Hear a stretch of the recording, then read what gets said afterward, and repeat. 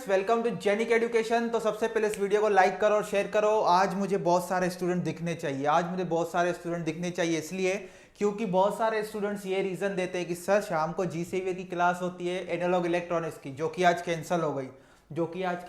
तो आप बिल्कुल रिलैक्स कर रहे होंगे, इसलिए ये सेशन आपको पूरा अच्छे से अटेंड करना है। क्यों अटेंड करना है? जैसे कि मैंने पहले ही बोला था हमारे टेलीग्राम ग्रुप में कि ये सेशन बहुत इंपॉर्टेंट है। क्यों? GATE point of view. देखो, जो हमने लास्ट 3 लेक्चर में हमने पूरा कवर किया है। फर्स्ट लेक्चर में हमने पढ़ा था what is linear differential equation, what is non linear differential equation. फिर हमने पढ़ा था ऑर्डर एंड डिग्री क्या होता है। फिर हमने पढ़ा था कि अगर first order and first degree का डिफरेंशियल इक्वेशन है उसको कैसे सॉल्व करना है। वो हमने 3 मेथड्स पढ़े थे, पूरी टर्मिनोलॉजी हमने सीखी थी। सॉल्यूशन क्या होता है, जनरल सॉल्यूशन क्या होता है, पर्टिकुलर सॉल्यूशन क्या होता है। अगर आपने कल तक के लेक्चर सारे अच्छे से देख लिए होंगे तो गेट के जाके प्रीवियस ईयर क्वेश्चन लगा लेना। 50% क्वेश्चन आपके समझ लो सॉल्व हो गए।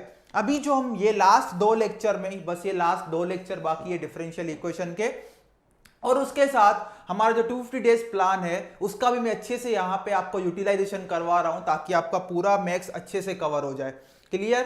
तो उसमें अभी 3 वीडियोस बाकी हैं। कल में टोटल उसमें डिफरेंशियल इक्वेशन में 4 वहां पे लेक्चर्स हैं, उसमें से एक मैंने आपको बोल दिया था, तो एक आई होप आपने देख लिया होगा। बाकी के 3 बचे हैं, उनको कैसे देखना है वो मैं आपको बताऊंगा। एक लेक्चर आज, 1-2 लेक्चर आज देखोगे और एक लेक्चर कल के सेशन के बाद देखोगे। क्लियर इतनी बात? तो चलो आज हम स्टार्ट करने वाले हैं। देखो, अभी कल तक हमने क्या पढ़ा था, तो सब ओके, सबको गुड इवनिंग में बोल रहा हूं। बिल्कुल बिल्कुल, वीडियो अभी क्लियर है अभी वीडियो क्लियर हो गया है। गुड इवनिंग सबको, good evening.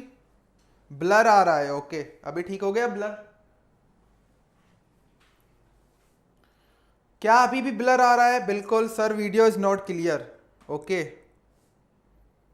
Sir, video is not clear. Okay okay, हमारा टेक्निकल टीम बैकएंड पे काम कर रही है आपका वीडियो क्लियर बनाने के लिए। अभी मुझे फाइन दिख रहा है, क्लियर है। ओके, वीडियो क्लियर है, अभी मुझे क्लियर दिख रहा है जहां तक मुझे आइडिया है। अभी मुझे क्लियर दिख रहा है, क्लियर है अभी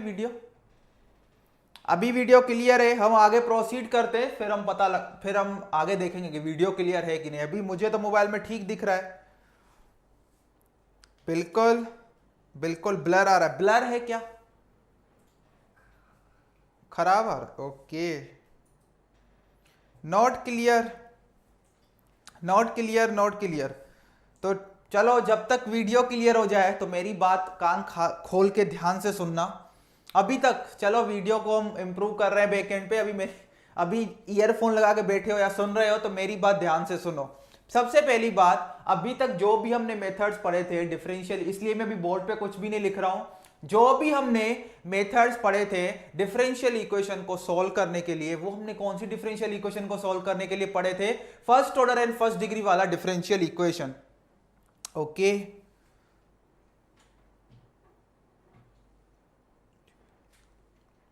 हाँ बिल्कुल। अभी देखो ध्यान से, बिल्कुल। अभी चलो, अभी पहले मेरी बात सुनो, मैं लिख नहीं रहा हूं कुछ। तो अभी तक हमने जो डिफरेंशियल इक्वेशन के साथ डील किया था वो हमने डील किया था first order and first degree के डिफरेंशियल इक्वेशन को कैसे सॉल्व करना है। उसमें हमने 3 मेथड पढ़े थे। तो पहला मेथड था वेरिएबल सेपरेबल मेथड में आपका डिफरेंशियल इक्वेशन लीनियर हो या नॉन लीनियर हो उससे कुछ भी नहीं फर्क पड़ता। बस एक ही चीज का कंडीशन एक ही होती है कि first order and first degree का डिफरेंशियल इक्वेशन होना चाहिए। फिर दूसरा हमने मेथड पढ़ा था linear differential equation of first order and first degree, जो क्या था dy by dx plus py is equal to Q form वाला था। उसमें सबसे बड़ी कंडीशन ये थी कि आपका डिफरेंशियल इक्वेशन लीनियर होना चाहिए और first order and first degree का होना चाहिए। फिर हमने तीसरा पढ़ा था, तीसरा हो गया अभी?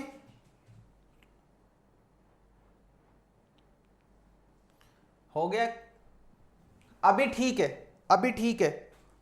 हाँ, अभी ठीक हो गई क्लियरिटी। हाँ चलो, अभी ठीक है। अभी यहां पे देखो तो, और तीसरा हमने क्या पढ़ा था, होमोजीनियस, क्या होता, first homogeneous differential equation of first order and first degree, वो भी हमने डिस्कस किया था। और उसमें हमने क्या पढ़ा था, उसमें भी डिफरेंशियल इक्वेशन लीनियर हो या नॉन लीनियर हो उससे कुछ फर्क नहीं पड़ता है, बस first order and first degree का डिफरेंशियल इक्वेशन होना चाहिए, उसको हमें सॉल्व करना है। अभी बात ये आती है, अभी जो हम डिस्कस करने वाले हैं, अगर मेरे पास लीनियर डिफरेंशियल इक्वेशन हो जिसका ऑर्डर एक से ज्यादा हो, मेरे पास अगर लीनियर डिफरेंशियल इक्वेशन हो जिसका ऑर्डर 1 से ज्यादा हो, 1 से ज्यादा हो, तो उसको कैसे सॉल्व करेंगे, उसको कैसे सॉल्व करेंगे। तो चलो अभी पूरा यहां पे बिल्कुल बिल्कुल अभी इंप्रूव हो गया है रिजोल्यूशन, अभी आप यहां पे लेक्चर में ध्यान दो, इंप्रूव हो गया है कि अभी कुछ प्रॉब्लम है। अच्छा, स्टूडेंट्स बताएंगे क्या आपको अभी दिख, अभी मुझे तो मोबाइल में ठीक दिख रहा है, बिल्कुल मोबाइल में तो मुझे ठीक दिख रहा है, मेरे मोबाइल में तो ठीक दिख रहा है। हाँ ठीक है, अभी सब ठीक है। अभी यहां पे कमेंट करना बंद करो, अभी यहां पे ध्यान दो। तो आज हम क्या डिस्कस करने वाले हैं, बहुत ही इंपॉर्टेंट टॉपिक, बहुत वैसे ही यहां पे टाइम वेस्ट हो गया वीडियो के चक्कर में। तो आज हम क्या पढ़ने वाले हैं, linear higher order linear differential equations with constant coefficients, higher order linear differential equation with constant coefficients, higher order linear differential equation with constant coefficients, with constant coefficients. अभी इसमें ध्यान देना, इसमें बहुत ही आपको स्टेप्स कुछ यहाँ पे समझने पड़ेंगे, तो इसलिए यहाँ पे आपको कुछ यहाँ पे सावधानियां बरतनी है। तो अभी तक हमने जो भी पढ़ा था वो, अगर first order and first degree का डिफरेंशियल इक्वेशन था लीनियर एंड नॉन लीनियर, उसको कैसे सॉल्व करना है वो हमने सीखा था। अभी क्या सीखेंगे कि हमारे पास लीनियर डिफरेंशियल इक्वेशन है, वो हायर ऑर्डर का है। हायर ऑर्डर का मतलब एक से हायर ऑर्डर मतलब उसका ऑर्डर 2 हो सकता है, 3 हो सकता है, 4 हो सकता है, और अगर उसका ऑर्डर 1 भी है तो भी वो हम इस मेथड से सॉल्व कर पाएंगे। क्लियर इतनी बात। तो हायर ऑर्डर का यहां पे अगर हम मतलब हम हमारे रिस्पेक्ट में मीनिंग समझने जाए तो हमें फर्स्ट ऑर्डर तक का पता है, ऐसा बोलेंगे। उससे अगर ज्यादा ऑर्डर का डिफरेंशियल इक्वेशन हो तो कैसे सॉल्व करना है वो हम सीखेंगे। और सबसे इंपॉर्टेंट बात आपको ये याद रखनी है, यहां पे जो मेथड सीख रहे हैं उसकी कंडीशन क्या है, ये लीनियर डिफरेंशियल इक्वेशन होना चाहिए with constant coefficients, with constant coefficients. और ऐसे डिफरेंशियल इक्वेशन का जनरलाइज्ड फॉर्म क्या होता है वो देखो, जनरलाइज्ड फॉर्म आपका होगा an dny by dxn plus a sub n-1 d of n-1 y by dx n-1 up to a naught into y is equal to q, up to a naught y is equal to q। अगर आपका differential equation इस form का है तो उसको हम बोलते हैं higher order differential equation with constant coefficients. और यहां पे जो टर्म है कांस्टेंट कोएफिशिएंट्स, वो उसका क्या मतलब है, जो यहां पे आपके क्या दिख रहे हैं, डेरिवेटिव्स जो यहां पे टर्म्स दिख रहे हैं, यहां पे जो dn-2 बाय dx n-2 फिर n-3, ऐसे सारे जो टर्म्स होंगे, जो डेरिवेटिव्स होंगे, जो डेरिवेटिव्स यहां पे आपको दिख रहे हैं, इनके साथ जो ये कोएफिशिएंट्स दिख रहे हैं ये कांस्टेंट है। ये क्या है, कांस्टेंट है। इसका मतलब क्या है, ये कुछ नंबर्स होंगे, ये कुछ नंबर्स होंगे, ये y या x के फंक्शंस नहीं होंगे, ये y या x के फंक्शंस नहीं होंगे। तो a sub n-1 up to a not, ये सब क्या है, कांस्टेंट कोएफिशिएंट्स। ये क्या है, कांस्टेंट कोएफिशिएंट्स। तो कांस्टेंट कोएफिशिएंट जो यहां पे ऊपर मैंने लिखा है उसका मतलब क्या है, उसका मतलब ये है कि जो आपके यहां पे डेरिवेटिव्स हैं, जो डेरिवेटिव्स वाले टर्म्स है यहां पे, उनके जो कोएफिशिएंट्स है वो क्या है,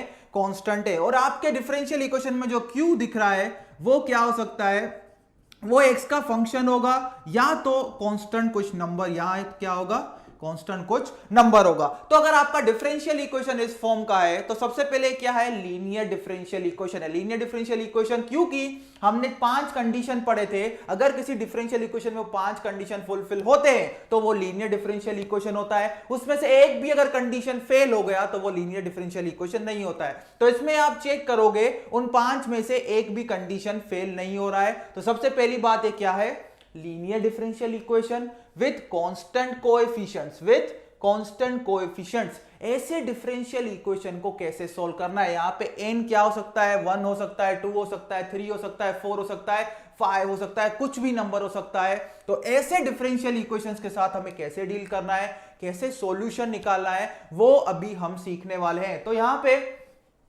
ओके बिल्कुल, हाँ बिल्कुल, हाँ क्लियर है, अब सब क्लियर है। और जिसको क्लियर अब नहीं दिख रहा, तुम अपने मोबाइल का रिजोल्यूशन बढ़ा दो। तो ये हमने क्या बोला, हमने कल तक हमने सीखा था कि अगर हमारे पास लीनियर डिफरेंशियल इक्वेशन हो first order and first degree का, नॉन लीनियर, लीनियर बोथ, तो उनको सॉल्व करने के हमने मेथड सीखे थे। फिर आज हम पढ़ रहे हैं अगर हमारे पास क्या हो, higher order linear differential equation. Higher order यहां पे वर्ड इसलिए जोड़ा गया है क्योंकि हमें n इज इक्वल टू 1 के लिए तो पता था कैसे सॉल्व करना है, n ग्रेटर देन 1 हो, 2 3 4 5, तो डिफरेंशियल इक्वेशन को कैसे सॉल्व करना है। और वो डिफरेंशियल इक्वेशन इस फॉर्म का होना चाहिए, इस फॉर्म का जो कि लीनियर है, और जो डेरिवेटिव्स है इनके कोएफिशिएंट्स क्या है, इनके कोएफिशिएंट्स ये कुछ कांस्टेंट नंबर्स होंगे। और q क्या होगा, या तो कोई कांस्टेंट होगा मतलब कोई नंबर होगा, या तो x का फंक्शन भी हो सकता है, x का फंक्शन भी हो सकता है। क्लियर इतनी बात। अभी यहां पे दो कंडीशन आएंगी। पहली कंडीशन, पहली यहां पे केस 1, ये नोट करो, मेरे साथ सब लिखते जाओ, ठीक है, नोट करो। अगर इस टाइप का डिफरेंशियल इक्वेशन है और q इज इक्वल टू 0 है, क्या है, q इज इक्वल टू 0, तो उस केस में हम बोलते हैं ये जो higher order linear differential equation है ये क्या है, होमोजीनियस है। क्या है, होमोजीनियस। इसको एक वर्ड देंगे, होमोजीनियस। और अगर q 0 के बराबर नहीं है, q 0 के बराबर नहीं है, इसका मतलब क्या है, q या तो कोई नंबर हो सकता है या जो इंडिपेंडेंट वेरिएबल है उसका फंक्शन हो सकता है। q या तो इंडिपेंडेंट वेरिएबल का फंक्शन हो सकता है या कांस्टेंट हो सकता है। q डिपेंडेंट वेरिएबल का फंक्शन नहीं होगा इस फॉर्म के डिफरेंशियल इक्वेशन में। तो हम बोलेंगे ये जो higher order linear differential equation है विद कांस्टेंट कोएफिशिएंट्स, ये क्या है, नॉन होमोजीनियस। क्या है, नॉन होमोजीनियस। तो आज का जो हमारा पूरे क्लास का फोकस होगा, जो हमारा आज का जो सेंटर होगा लेक्चर का, वो इस होमोजीनियस डिफरेंशियल इक्वेशन के सॉल्यूशन को कैसे हमें पाना है वो आज हम सीखेंगे। How to obtain solution of homogeneous higher order linear differential equation with constant coefficients, with constant coefficients. Clear इतनी बात। तो आज का टारगेट हमारा ये रहेगा कि अगर q बराबर 0 हम सेट करते हैं इस डिफरेंशियल इक्वेशन में, तो उसका सॉल्यूशन क्या होगा, उसका सॉल्यूशन क्या होगा। और अगर q 0 के बराबर नहीं है, मतलब नॉन होमोजीनियस है, मतलब q या तो कोई नंबर है या तो x का फंक्शन है, उस केस में सॉल्यूशन कैसे फाइंड करना है वो हम लास्ट लेक्चर में देखेंगे, मतलब नेक्स्ट लेक्चर में। क्लियर इतनी बात। तो यहां पे चलो हम कुछ चीज देखते हैं। तो इसका मतलब अगर q इज इक्वल टू 0 है तो मेरा डिफरेंशियल इक्वेशन क्या बन गया, मेरा डिफरेंशियल इक्वेशन बन गया an dny by dxn plus a sub n minus 1 dn minus 1 by dxn minus 1 plus up to a not into y is equal to 0, is equal to 0। Clear इतनी बात। Okay चलो अभी आगे बढ़ते हैं। तो केस 1 हमारे पास था ये q इज इक्वल टू 0, और ये मेरा था केस 2, ये मेरा क्या था, केस 2।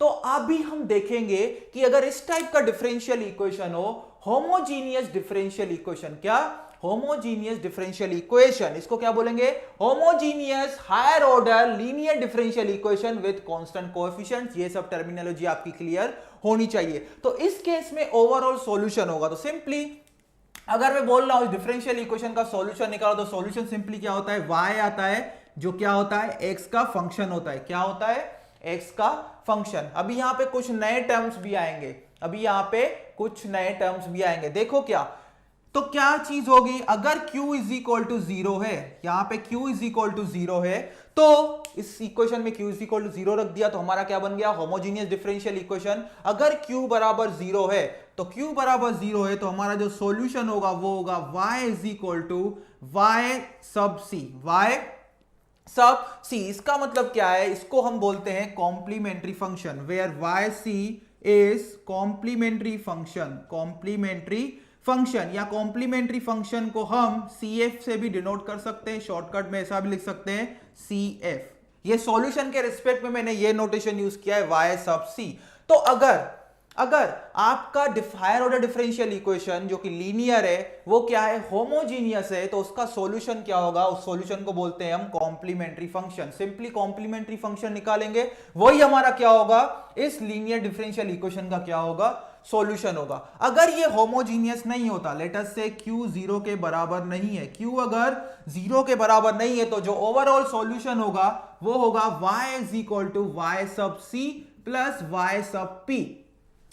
इसका मतलब क्या है, अगर होमोजीनियस डिफरेंशियल इक्वेशन है तो हमारा जो सॉल्यूशन होगा हम उसको सिंपली क्या बोलते हैं, कॉम्प्लीमेंट्री फंक्शन। लेकिन अगर ये डिफरेंशियल इक्वेशन होमोजीनियस नहीं है तो जो ओवरऑल सॉल्यूशन होगा वो हमें दो पार्ट में मिलेगा। पहला पार्ट क्या होगा, जो यहां पे मिला complementary function plus particular integral, plus particular integral. इसका मतलब क्या है, अगर डिफरेंशियल इक्वेशन नॉन होमोजीनियस है तो ओवरऑल सॉल्यूशन तभी मिलेगा जब आपके पास दो चीजें होंगी, क्या, कॉम्प्लीमेंट्री फंक्शन और पर्टिकुलर इंटीग्रल।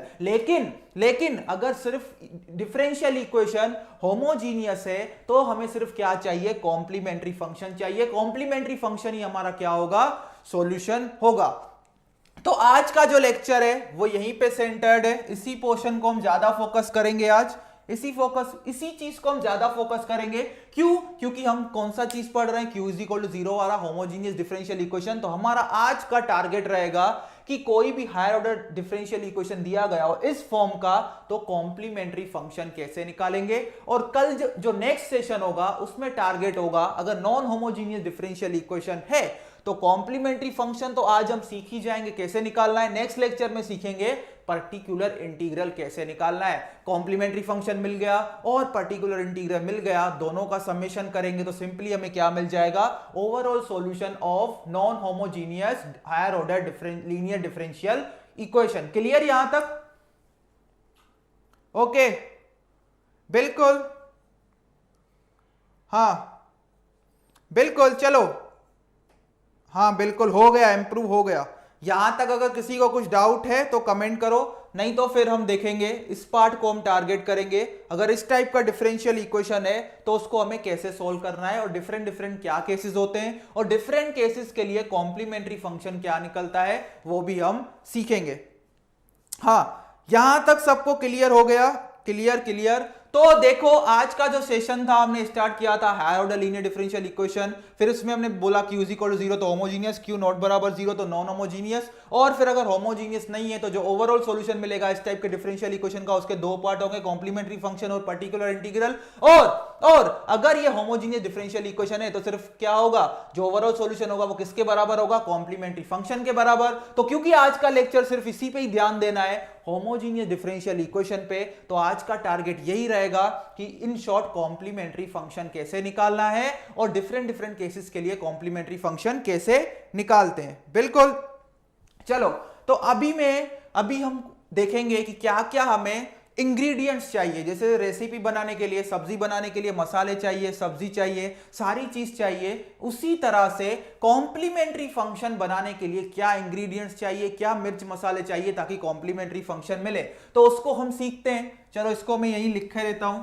क्योंकि यहीं से ही चीजें बनेंगी, और उसके बाद हम 3-4 गेट के एग्जाम्पल करेंगे तो आपको और सारी चीजें क्लियर हो जाएगी। क्योंकि मैथमेटिक्स में यही है, आप थ्योरी कितना भी सीख लो, जब तक आप एग्जाम्पल लगाने से ही चीजें ज्यादा क्लियर होती है। तो चलो अभी हम सीखने जा रहे हैं कि कॉम्प्लीमेंट्री फंक्शन कैसे बनाते हैं। तो कॉम्प्लीमेंट्री फंक्शन कैसे बनाते हैं, उसके लिए क्या इंग्रेडिएंट्स चाहिए वो आज हम देखेंगे। फिर पर्टिकुलर इंटीग्रल कैसे बनाते हैं वो नेक्स्ट लेक्चर में देखेंगे। कॉम्प्लीमेंट्री फंक्शन और पर्टिकुलर इंटीग्रल पता है, दोनों का समेशन करेंगे तो हमें क्या मिल जाएगा, overall solution of non homogeneous differential equation. चलो इसको बढ़ते हैं अभी, क्योंकि हमें क्या पढ़ना है, होमोजीनियस का केस पढ़ना है। तो इसको मैंने सेट कर दिया 0, इसको मैंने क्या कर दिया, 0 बराबर सेट कर दिया। अभी क्या करना है वो सिंपली देखो, अभी सिंपली हमें क्या करना है, कैसे हम, देखो अभी ध्यान देना, कमेंट मत करो, अभी ध्यान देना कि कैसे हम प्रोसीड कर रहे हैं। तो लेटस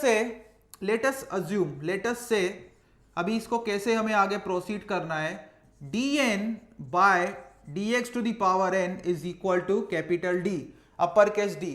ये मैं सब्स्टिट्यूशन यहां पे यूज करूंगा, similar d to the power n। Similarly dn minus 1 by dx to the power n minus 1 क्या हो जाएगा, d to the power n minus 1।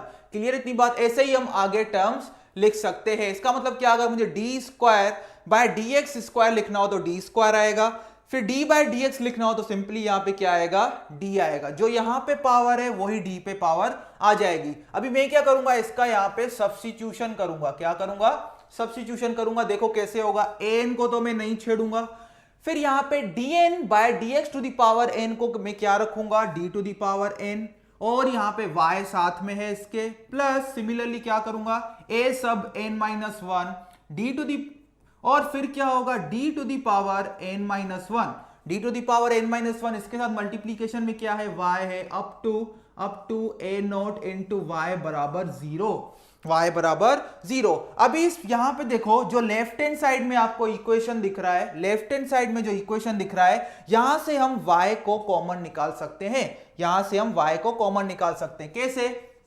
an d to the power n plus A N minus one D to the power N minus one up to A not, और y मेरा आ गया बाहर common, is equal to zero, is equal to zero. अभी ध्यान से इस equation को देखो, ये कौन से फॉर्म का इक्वेशन है, ये एक पॉलिनोमियल है, किसमें, डी में, किसमें, डी में। जैसे हम पॉलिनोमियल्स पढ़ते थे 10वीं क्लास में जनरली एक्स के फॉर्म में, ये भी एक क्या है, पॉलिनोमियल फंक्शन बन रहा है, किसके फॉर्म में, डी के फॉर्म में, किसके फॉर्म में, डी के फॉर्म में। तो इसको हम एक फंक्शन बोल सकते हैं और लिख सकते हैं F of D into Y is equal to zero. ये क्या बता रहा है, ये जो ओवरऑल टर्म है ये एक फंक्शन है डी का, ये एक फंक्शन है डी का। क्लियर इतनी बात। अभी बस इतना हमें आ गया, यहां तक हम पहुंच गए। अभी हमें क्या बनाना है, ऑक्सिलरी इक्वेशन। देखो, अगर कॉम्प्लीमेंट्री फंक्शन बनाना है तो एक ही हथियार आपको चाहिए, क्या, एक ही इंग्रेडिएंट चाहिए, क्या, ऑक्सिलरी इक्वेशन। चलो ऑक्सिलरी इक्वेशन हम बनाते हैं, कैसे बनाएंगे, ऑक्सिलरी इक्वेशन हम कैसे बनाएंगे, और यहां पे मैं डिटेल में आपको चीजें बता रहा हूं, लेकिन जब एग्जांपल हम करेंगे तो ऑक्सिलरी, डायरेक्ट ऑक्सिलरी इक्वेशन पे जंप मारेंगे। ये सब फॉर्मेलिटीज हम नहीं करने वाले, ये सारा प्रोसीजर हम नहीं करने वाले, डायरेक्ट ऑक्सिलरी इक्वेशन पे जंप मारेंगे। कैसे, देखो ऑक्सिलरी इक्वेशन कैसे बनाते हैं, आपको एफ ऑफ डी पता है, उसका क्या बना दो, F of M is equal to zero set कर दो, is equal to zero set कर दो। तो ये मेरा हो गया स्टेप वन, ये मेरा हो गया, समझ लो स्टेप वन। मैं एक्चुअली स्टेप यहीं से गिनूंगा। तो मुझे अगर कॉम्प्लीमेंट्री फंक्शन चाहिए तो मेरा पहला स्टेप क्या होगा, मैं ऑक्सिलरी इक्वेशन बनाऊंगा। ऑक्सिलरी इक्वेशन कैसे बनाऊंगा, पहले मैं एफ ऑफ डी बनाऊंगा।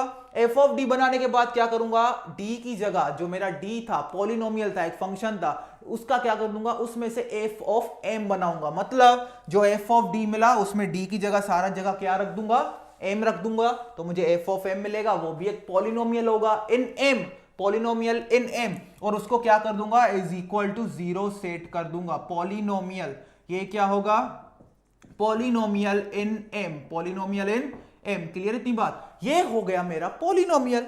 फिर मैं स्टेप टू क्या करूंगा वो देखो, स्टेप टू मेरा क्या रहेगा, find roots of auxiliary equation that is F of M is equal to zero. जो यहां पे आपका पॉलिनोमियल बन रहा है उसके आपको क्या निकालने पड़ेंगे, रूट्स निकालने पड़ेंगे। क्या निकालने पड़ेंगे, रूट्स निकालने पड़ेंगे। अभी ध्यान दो, क्या ध्यान देना है आपको, देखो ये लेटेस्ट से डिफरेंशियल इक्वेशन है, इसका डिग्री क्या है, n है। तो यहां पे देखो आपका ऑटोमेटिकली आप देख सकते हो जो ये पॉलिनोमियल बनेगा उसका डिग्री भी क्या होगा, n होगा। इसका मतलब जो ऑक्सिलरी इक्वेशन यहां पे बनेगा उसका डिग्री भी क्या होगा, n होगा, क्योंकि एफ ऑफ डी जो फंक्शन है उसका डिग्री क्या है, n है। इसका मतलब जो यहां पे f of M is equal to zero auxiliary equation मिला है, मुझे बताओ उसके रूट्स कितने होंगे, उसके रूट्स कितने होंगे, जल्दी से कमेंट करो। तो मैंने क्या पूछा, फिर से रिपीट कर रहा हूं, अगर मेरे पास nth ऑर्डर डिफरेंशियल इक्वेशन है तो मुझे बताओ उसके ऑक्सिलरी इक्वेशन के रूट्स कितने होंगे। ओके, बिल्कुल बिल्कुल। अभी यहां पे आपको ही ये कमेंट करके बताना है, मुझे आपको ही ये कमेंट करके बताना है, अगर आपके पास ऑक्सिलरी, सॉरी, अगर आपके पास इस टाइप का higher order differential, homogeneous higher order differential, linear differential equation हो जो कि nth ऑर्डर है, तो मुझे, मैंने क्या बोला, क्योंकि एफ ऑफ डी भी nth ऑर्डर पॉलिनोमियल होगा, एफ ऑफ एम भी सीधी सी बात है nth ऑर्डर पॉलिनोमियल होगा, तो मुझे बताओ ऑक्सिलरी इक्वेशन के कितने रूट्स होंगे, n रूट्स होंगे। वेरी गुड, n रूट्स होंगे। वाह, बिल्कुल n रूट्स होंगे, वेरी गुड, n रूट्स होंगे। चलो यहां पे n रूट्स हमें मिल गए, तो हमारे पास क्या होगा, फाइंड रूट्स ऑफ m। तो मैं उनको ऐसे डिनोट करता हूं, m1 m सब 1 m सब 2 अप टू मुझे कितने रूट्स मिलेंगे, mn, अप टू कितने रूट्स मिलेंगे, mn। तो अभी हमने क्या बोला, अगर हमारे पास इस टाइप का डिफरेंशियल इक्वेशन हो, linear differential equation, higher order linear differential equation, और उसकी दूसरी खास बात क्या है, q बराबर 0, होमोजीनियस है, तो सबसे पहले हमारा टारगेट क्या है, ऑक्सिलरी इक्वेशन बनाना, जो कि पॉलिनोमियल, एक क्वाड्रेटिक इक्वेशन मिल सकता है, थर्ड ऑर्डर पॉलिनोमियल मिल सकता है, फोर्थ ऑर्डर पॉलिनोमियल मिल सकता है। उसके बाद क्या स्टेप लेना है, ये हो गया स्टेप 1। स्टेप 2 क्या करना है, उस ऑक्सिलरी इक्वेशन के रूट्स फाइंड करने हैं। अगर nth ऑर्डर डिफरेंशियल इक्वेशन है, लेट अस से सेकंड ऑर्डर डिफरेंशियल इक्वेशन है, तो हमें क्या मिलेंगे, ऑक्सिलरी इक्वेशन के 2 रूट्स मिलेंगे, ऑक्सिलरी इक्वेशन के 2 रूट्स मिलेंगे। क्लियर इतनी बात? तो चलो आगे हम इसको प्रोसीड करते हैं। तो अभी हमारा ये टारगेट रहेगा, जो आपका कॉम्प्लीमेंट्री फंक्शन होगा वो किस टाइप का होगा, उसका नेचर क्या होगा, वो आपके ऑक्सिलरी इक्वेशन के रूट्स कैसे हैं उसमें से ही उससे ही डिसाइड होगा। तो अभी हम चलो आगे बढ़ते हैं, डिफरेंट केसेस पढ़ते हैं कि अगर हमारे पास क्या है, अगर हमारे पास रूट्स पता चल गए, हमें रूट्स पता चल गए, तो जो कॉम्प्लीमेंट्री फंक्शन है उसका नेचर, उस कौन सा फॉर्म होगा, उसका किस टाइप का फॉर्म होगा, मींस क्या मैं बोल रहा हूं, हमारे पास जो ऑक्सिलरी इक्वेशन है इसके नेचर, इसके जो रूट्स हैं उनका डिफरेंट डिफरेंट नेचर हो सकता है। ये जो ऑक्सिलरी इक्वेशन के रूट्स हमें मिलेंगे, क्या क्या पॉसिबिलिटीज हो सकती हैं, या तो ये सारे के सारे रूट्स रियल होंगे, एक ये पॉसिबिलिटी।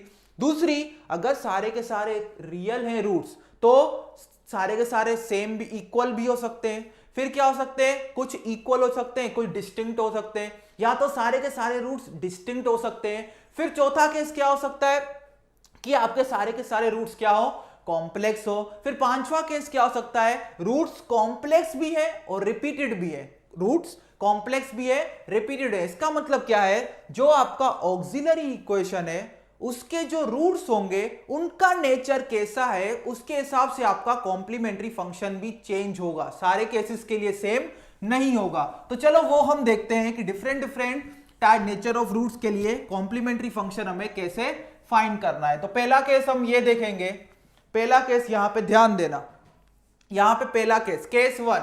तो अभी यहां पे केस 1 हम देखने जा रहे हैं, तो बिल्कुल यहां पे ध्यान दो और यहां पे चीजें समझो। तो केस 1 हम देखने जा रहे हैं कि एक टाइप का हम नेचर लेंगे ऑक्सिलरी इक्वेशन के जो रूट्स आ रहे हैं उसका, और उसमें से कॉम्प्लीमेंट्री फंक्शन कैसे बनाना है वो हम देखेंगे। लेट अस से केस 1 जिसमें क्या हुआ, roots are real and distinct, roots are real and distinct. Okay, तो हमारे पास यहां पे क्या है, एक तो ये जो ऑक्सिलरी, पहला स्टेप क्या होगा, ऑक्सिलरी इक्वेशन बनाएंगे, एक पॉलिनोमियल बनेगा, फिर उसके रूट्स मिले। अभी हम ये जज करने के लिए यहां पे आगे बढ़ रहे हैं कि किस टाइप के रूट्स के लिए कौन सी टाइप का कॉम्प्लीमेंट्री फंक्शन बनेगा। तो पहला हमने क्या केस लिया है, पहला केस हमने ये लिया है कि ऑक्सिलरी इक्वेशन के सारे रूट्स क्या है, रियल है और डिस्टिंक्ट है, मतलब सारे रूट्स की वैल्यू क्या है, अलग अलग है। तो हम ऐसा लिख सकते हैं, m1 m2 के बराबर नहीं है, और m2 m3 के बराबर नहीं है, और अप टू क्या, ये सारे रूट्स इक्वल नहीं है, ये सारे रूट्स एक दूसरे के इक्वल नहीं है। लेट अस से सेकंड ऑर्डर डिफरेंशियल इक्वेशन हुआ, 2 रूट्स मुझे मिले, तो वो दोनों रूट्स इक्वल नहीं है। पहली बात इक्वल नहीं है, दूसरी बात रियल है, तीसरी बात ये क्या है, डिस्टिंक्ट है, क्या है, डिस्टिंक्ट है। क्लियर? तो चलो हम ऐसे केस में कॉम्प्लीमेंट्री फंक्शन जो था y ऑफ c वो क्या बनेगा, y ऑफ c क्या बनेगा, देखो वो ऐसा बनेगा, c1 e to the power em1x plus c2 e to the power em2x plus up to cn e to the power m sub n into x। और यहां पे c1 c2 up to cn ये क्या है, मेरे arbitrary constant, ये क्या है, आर्बिटरी कांस्टेंट। तो अगर होमोजीनियस सिस्टम ऑफ क्या है, अगर higher order linear differential equation है जो कि होमोजीनियस है, तो उसका जो सॉल्यूशन होता है वो क्या होता है, कॉम्प्लीमेंट्री फंक्शन ही होता है। हमने देखा था y is equal to y sub c, तो मुझे जो ये सॉल्यूशन मिला कॉम्प्लीमेंट्री फंक्शन, वही क्या होगा, उस डिफरेंशियल इक्वेशन का ओवरऑल सॉल्यूशन होगा। तो ये केस 1 था, ये केस 1 था। और और यहां पे एक आपको प्रिकॉशन लेना है ये कि हमने क्या बोला, सारे के सारे रूट्स रियल हैं एंड डिस्टिंक्ट हैं, और ये जो रूट्स हैं वो रैशनल भी हो सकते हैं, वो रैशनल भी हो सकते हैं, इर्रेशनल नहीं होने चाहिए, नहीं तो ये वाली हम इक्वेशन नहीं लिख सकते, ये वाली इक्वेशन नहीं लिख सकते। क्लियर इतनी बात? ओके ओके, तो अभी केस 2 लेते हैं। यहां पे 4 से 5 केस हम लेंगे जो इंपॉर्टेंट है। केस 2, केस 2 में क्या होगा, जो रूट्स है वो रियल है, roots are real and repeated या इक्वल बोल एंड रिपीटेड, और ये वाली पूछ जरूर जोड़ देना, रेशनल, ये बहुत ही इंपॉर्टेंट चीज है। तो सारे के सारे रूट्स क्या है, रियल है और रिपीटेड है, all roots are real and distinct. तो अगर सारे के सारे रूट्स रियल है, इसका मतलब m1 is equal to m2 up to is equal to m sub n, और इसको हम जनरलाइज बोल देते हैं m। सारे रूट्स इक्वल है और किसके बराबर है, लेटेस्ट से m के बराबर। तो इस केस में जो आपका कॉम्प्लीमेंट्री फंक्शन होगा वो कुछ इस टाइप का बनेगा, ध्यान देना कैसा बनेगा, e to the power m into x into c1 plus x into c2 up to cn x to the power n minus 1। Clear इतनी बात? तो अगर आपके सारे के सारे रूट्स क्या है, रियल एंड रिपीटेड है, तो आपका जो कॉम्प्लीमेंट्री फंक्शन बनेगा वो इस फॉर्म का बनेगा। कॉम्प्लीमेंट्री फंक्शन इस फॉर्म का बनेगा, किस फॉर्म का, e to the power mx। m क्या है, क्योंकि ये सारे रूट्स इक्वल है, वो एक नंबर आएगा जिसको मैंने बोल दिया m, e to the power mx, और फिर क्या आएगा c1 जो कि मेरा आर्बिटरी कांस्टेंट है, c1 plus x c2 up to x to the power n1 into c sub n। इसका मतलब क्या है, लेटेस्ट से मेरे पास क्या होता, third order linear differential equation होता, जो कि होमोजीनियस होता, जिसके तीनों के तीनों रूट्स क्या आते, इक्वल आते। तो इक्वेशन क्या बनता है, e to the power mx into c1 plus x c2 plus x square c3। तो यहां पे अंदर कहां पे रुकना है, अंदर उतने c पे जाके रुक जाना है, जो कि डिफरेंशियल इक्वेशन का क्या होगा, ऑर्डर होगा। अगर n3 है तो हम किस पे रुकेंगे, c1 प्लस एक्स c2, और x की पावर हमें बढ़ाती जानी है। c1 के साथ x की पावर 0 है, यहां पे ऐसा अज्यूम कर सकते हैं हम, x टू दी पावर 0, फिर c2 के साथ क्या है, x टू दी पावर 1, फिर क्या आएगा c3 के साथ क्या आएगा, x to the power 2। Clear इतनी बात? तो ये हमारा हो गया केस 1, ये हमारा हो गया केस 2। तो केस 1 में सारे रूट्स क्या थे, रियल थे, डिस्टिंक्ट थे। केस 2 में क्या थे, सारे के सारे रूट्स क्या है, इक्वल है। तो उस केस में कॉम्प्लीमेंट्री फंक्शन क्या बनेगा। अभी तीसरा केस हम यहां पे पढ़ेंगे। तीसरा केस, ये जो पहले के 3 केस है सबसे इंपॉर्टेंट केस है, जनरली जो क्वेश्चंस आते हैं गेट में ज्यादातर यहां से आते हैं। अभी ये सब चीजें समझने में आपको थोड़ी डिफिकल्टी हो सकती है, लेकिन जब मैं यहां पे एग्जांपल करवाऊंगा 2-3 गेट के, तो सारी चीजें आपकी क्लियर हो जाएंगी। केस 3 क्या होगा, केस 3 हम देखते हैं। केस 3 देखिए, केस 3 में सिंपली मैं थोड़ा इसको इजी बना देता हूं, और लेटेस्ट से मेरे पास फोर्थ ऑर्डर डिफरेंशियल इक्वेशन है, चलो nth ऑर्डर डिफरेंशियल इक्वेशन ही ले लो, उसमें लेटेस्ट से मेरे पास क्या हो गया, केस 1 प्लस केस 2, ऐसा लिख दो, केस 1 प्लस केस 2, ये के प्लस ऐसे ही लगा है, कोई मैथमेटिक्स नहीं है। It is case 1 plus case 2 का सिंपल एक ही मतलब है कि ये केस 1 और केस 2 का क्या है, कॉम्बिनेशन है। केस 1 और केस 2 का कॉम्बिनेशन है। लेटेस्ट से nth ऑर्डर डिफरेंशियल इक्वेशन है, उसमें दो रूट्स क्या आ गए, इक्वल आ गए, दो रूट्स क्या आ गए, इक्वल आ गए, और बाकी के जो रूट्स हैं वो इक्वल नहीं है, बाकी के जो रूट्स हैं वो इक्वल नहीं है, up to mn nth order differential equation है, उसका मैंने ऑक्सिलरी इक्वेशन बना लिया। ऑक्सिलरी इक्वेशन बनाने के बाद उसके मुझे n रूट्स मिले, उसमें से दो रूट्स सिर्फ क्या है, इक्वल है। 3 रूट्स भी हो सकते हैं, मैंने यहां पे सिंप्लिसिटी के लिए क्या बोला, उसके 2 रूट्स इक्वल है, और बाकी के सारे रूट्स क्या है, इक्वल नहीं है। और दूसरी कंडीशन क्या है, ये रियल है। दूसरी कंडीशन क्या है, ये रियल है। तो इस केस में कॉम्प्लीमेंट्री फंक्शन क्या होगा, इन दोनों स्ट्रक्चर का क्या हो जाएगा, कॉम्बिनेशन हो जाएगा। कॉम्प्लीमेंट्री फंक्शन क्या होगा, देखो दो रूट्स मेरे पास इक्वल है, उसके लिए मैं ये वाला टर्म लिखूंगा। लेटेस्ट से m1 is equal to m2 is equal to m, तो हम क्या लिख सकते हैं, e to the power mx, और क्योंकि दो टर्म्स हैं तो हम कहां तक जाएंगे, c2 तक जाएंगे। कहां तक, c2 तक। तो हम क्या लिखेंगे, c1 प्लस x c2 ये मेरा क्या हो गया, कॉम्प्लीमेंट्री फंक्शन का part corresponding to these two roots. अभी यहां पे पीछे भी और रूट्स हैं, वो सारे के सारे डिस्टिंक्ट है। तो डिस्टिंक्ट के लिए कौन सा स्ट्रक्चर आता है, इस टाइप का इक्वेशन आएगा। तो वो कैसे लिखेंगे, ध्यान दो, क्योंकि C2 तक हम आ गए, C3 e to the power m3x plus up to कहां तक जाएंगे, Cn e to the power m sub n into x, e to the power m sub n into x। Clear इतनी बात। तो हमने केस 1 पढ़ा था जहां पे सारे के सारे रूट्स रियल हैं, डिस्टिंक्ट और रैशनल हैं। उस टाइप के कॉम्प्लीमेंट्री फंक्शन को ऐसे लिख सकते हैं, y sub c is equal to c1 e to the power m1x plus c2 e to the power m2x up to cn e to the power mnx। फिर हमने क्या बोला, अगर सारे के सारे रूट्स रियल है और क्या है, रिपीटेड है या इक्वल है या रेशनल है, तो उस केस में हम कॉम्प्लीमेंट्री फंक्शन क्या लिखेंगे, y sub c is equal to e to the power mx। इसको मैंने, ये क्या आएंगे, सारे के सारे रूट्स इक्वल आएंगे, वो एक नंबर आएगा, उस नंबर को मैंने m बोल दिया, e to the power mx। फिर क्या आएगा, ब्रैकेट में क्या लिखना है, x to the power 0 into c1 plus x to the power 1 into c2। x की पावर हमें क्या करनी है, बढ़ाती जानी है। और हमें कितने आर्बिटरी कॉन्स्ट, कितने टर्म्स तक अंदर ब्रैकेट में जाना है, जो इस डिफरेंशियल इक्वेशन का ऑर्डर हो। जैसे कि यहाँ पे nth ऑर्डर है तो मैं n तक गया, सेकंड ऑर्डर डिफरेंशियल इक्वेशन होता तो c2 तक जाता। जैसे कि यहाँ पे दिख रहा है सिर्फ दो रूट्स यहाँ पे क्या है, रिपीटेड है, तो मैं कहां तक गया हूं, c2 तक गया हूं। अगर तीन रूट्स रिपीटेड होते तो आगे जाता x स्क्वायर c3, चार रूट्स रिपीटेड होते तो मैं और आगे जाता x to the power 3 into c sub 4। बस ध्यान आप यही देना, जो x की जो पावर है वो यहाँ पे जो c का यहाँ पे बेस दिख रहा है उसमें से एक घटा के यहाँ पे लिखना है। जैसे कि यहाँ पे c का बेस में देखो क्या दिख रहा है, 2 दिख रहा है, तो यहाँ पे इसकी पावर क्या आएगी, 2 में से एक घटा देना। फिर आगे क्या लिखोगे, x स्क्वायर c सब 3 में से एक घटा दो तो वो पावर यहाँ पे आएगी। यहाँ पे 1 में से एक घटा दो तो क्या आएगा, 0 आएगा, तो यहां पे क्या आएगा, x टू दी पावर 0। ये सब तरकीबें हैं, ये सब चीजों को याद रखने की। क्लियर इतनी बात, ओके, हाँ बिल्कुल। हाँ, आर्बिटरी कांस्टेंट जो यहां पे आपको दिख रहे हैं उससे हमें क्या मिलेगा, यहां पे जनरल सॉल्यूशन मिलेगा, उससे हमें क्या मिलेगा, जनरल सॉल्यूशन मिलेगा।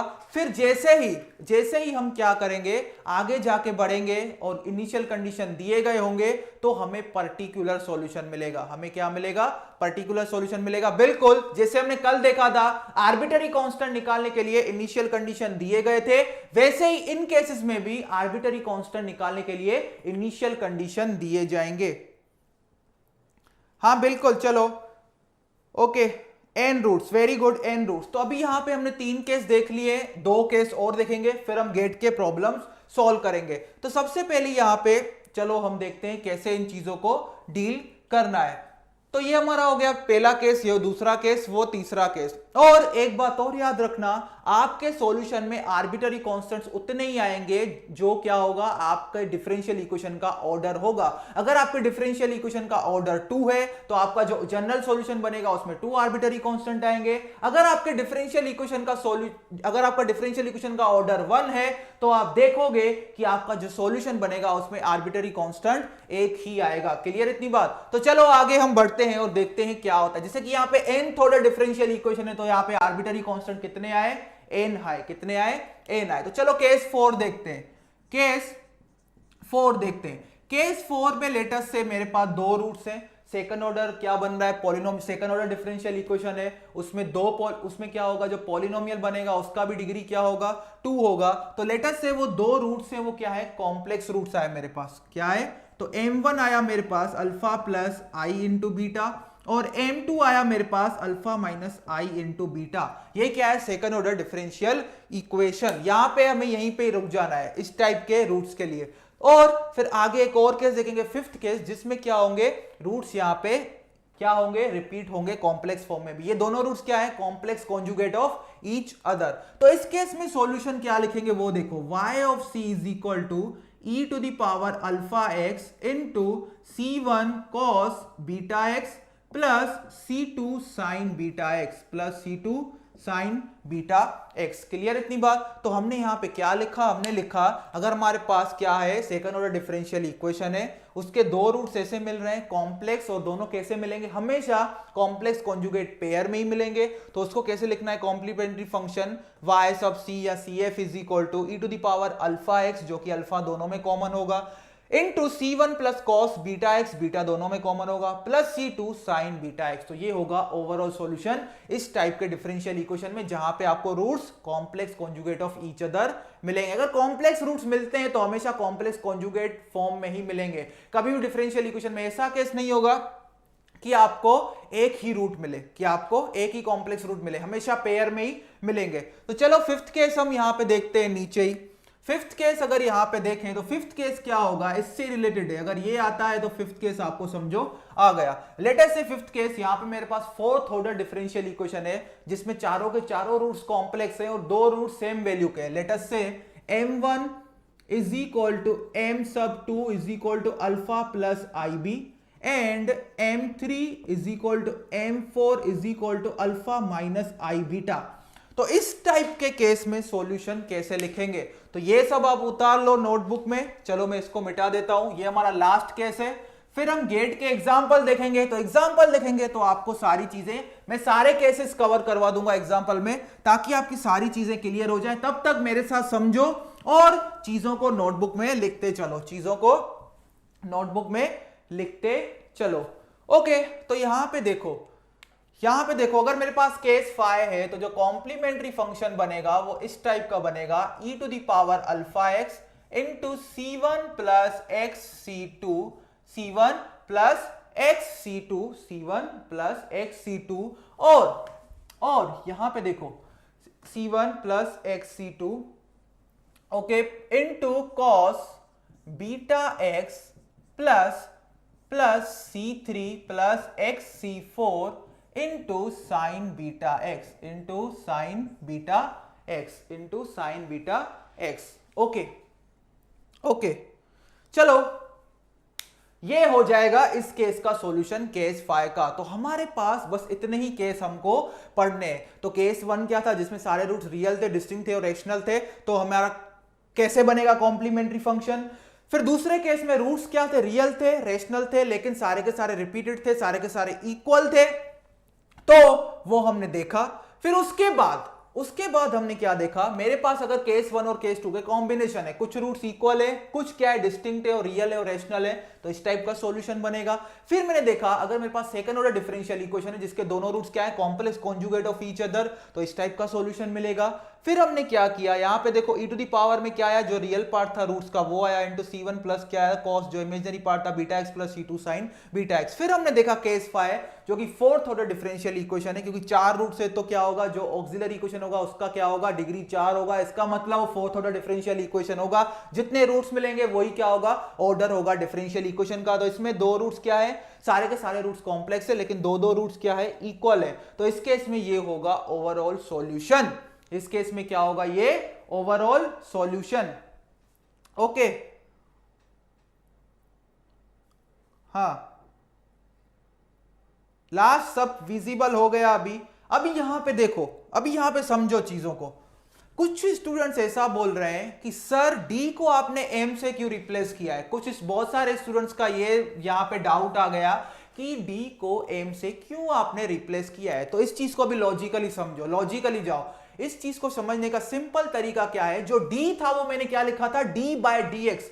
वो मतलब क्या है, डेरिवेटिव ऑपरेटर है, कि हम किसी फंक्शन का डेरिवेटिव ले रहे हैं या किसी फंक्शन को डिफरेंशिएट कर रहे हैं, तो डी वो ऑपरेटर है। लेकिन जब मैं ऑक्सिलरी इक्वेशन निकाल रहा हूं तो मुझे रूट्स फाइंड करना है, जो कि कुछ नंबर आएंगे, तो वो ऑपरेटर है और यहां पे मुझे कुछ नंबर्स चाहिए, इसलिए मैंने डी को एम से रिप्लेस कर दिया, डेट्स इट। और कोई इसमें रॉकेट साइंस नहीं लगाया है मैंने। क्लियर इतनी बात? ओके, हाँ यार क्या कर रहे हो तुम लोग, मतलब 170 यहां पे ऑनलाइन है और लाइक्स मैं देख रहा हूं, अभी गिन रहा हूं, लाइक्स सिर्फ 87 है। ऐसे कैसे चलेगा बताइए आप। कम से कम जितने 162 स्टूडेंट्स लाइव हैं उतने स्टूडेंट्स लाइक तो कर ही सकते हैं, टाइम तो नहीं लगता ज्यादा। हाँ बिल्कुल बिल्कुल लाइक। अरे यार मतलब इतने आलसी बन गए हो, स्टूडेंट्स हो ऑनलाइन 170 और लाइक दिख रहे हैं 87, ऐसे कैसे चलेगा। एटलीस्ट जितने स्टूडेंट्स ऑनलाइन है उतने तो लाइक कर ही सकते हैं सेशन को। लाइक करने में भी यहां कुछ पैसे लग रहे हैं तुम लोगों के। हाँ बिल्कुल, हाँ लाइक्स बढ़ रहे हैं अभी, चलो बोलने से ही बढ़ते हैं मतलब लाइक्स भी। तो यहां पे मैंने क्या बताया, जिन स्टूडेंट्स को ये डाउट है, डाउट आना भी चाहिए डी को एम से क्यों रिप्लेस किया, तो समझो चीजों को लॉजिकली समझो। d मेरा ऑपरेटर था d by d x, d मेरा ऑपरेटर था d बाय डी एक्स किसी फंक्शन का डेरिवेटिव लेने के लिए, लेकिन जब रूट्स फाइंड कर रहा हूं वो कुछ नंबर्स आ रहे हैं, तो ये दोनों चीजें क्या है, डिफरेंट है, इसलिए हमने क्या बनाया, d को m से रिप्लेस कर दिया। m वहां पे क्या रिप्रेजेंट कर रहा है, नंबर, एक नंबर आएगा, कुछ रूट्स आएंगे जो कि नंबर के फॉर्म में होंगे, रियल नंबर भी आ सकता है, कॉम्प्लेक्स नंबर भी आ सकता है, रेशनल नंबर भी आ सकता है, इर्रेशनल नंबर भी आ सकता है। इर्रेशनल नंबर वाला केस हम नहीं पढ़ रहे, इर्रेशनल नंबर वाला केस भी यहां पे आता है, वो हम नहीं पढ़ रहे। क्लियर इतनी बात? ओके, हाँ हाँ बिल्कुल, चलो चलो, ओके क्लियर हो गया। हाँ हाँ ऐसे भूल जाओ, ठीक है, चलो भुलाई को भूल जाओ लेकिन लेक्चर में ध्यान दो। बिल्कुल, लाइक को केस 3 नहीं आता, तो केस 3 नहीं आता तो क्लियर है, फिर उसका एग्जाम्पल करेंगे तो आपको सारी चीजें क्लियर हो जाएंगी। तो चलो हम अभी गेट का एक एग्जाम्पल लेते हैं, गेट के 3-4 एग्जाम्पल लेंगे और फिर हम चीजों को समझेंगे ताकि हमें समझ में आए कि कॉम्प्लीमेंट्री फंक्शन कैसे निकालना है। तो यहां पे दिया गया है the solution of differential equation, यहां पे एग्जाम्पल 1 आज का कर रहे हैं हम। और एक बात आप याद रखिएगा, जैसे ही लेक्चर खत्म होगा आपका आज का जो मैंने लेक्चर पढ़ाया है उसके रिलेटेड आपको असाइनमेंट मिल जाएगा, किसमें, हमारे जेनिक लाइव ऐप में, वहां पे जी सेवियर लिखा होगा, जी सेवियर मैथमेटिक्स, उसके वहां पे राइट मोस्ट कॉर्नर में जाना, एक एरो दिखेगा, उस पर क्लिक करना, तो सारे असाइनमेंट आ जाएंगे। आज का शायद असाइनमेंट नंबर 8 है या 7 है, मुझे याद नहीं है, देख लेना आप।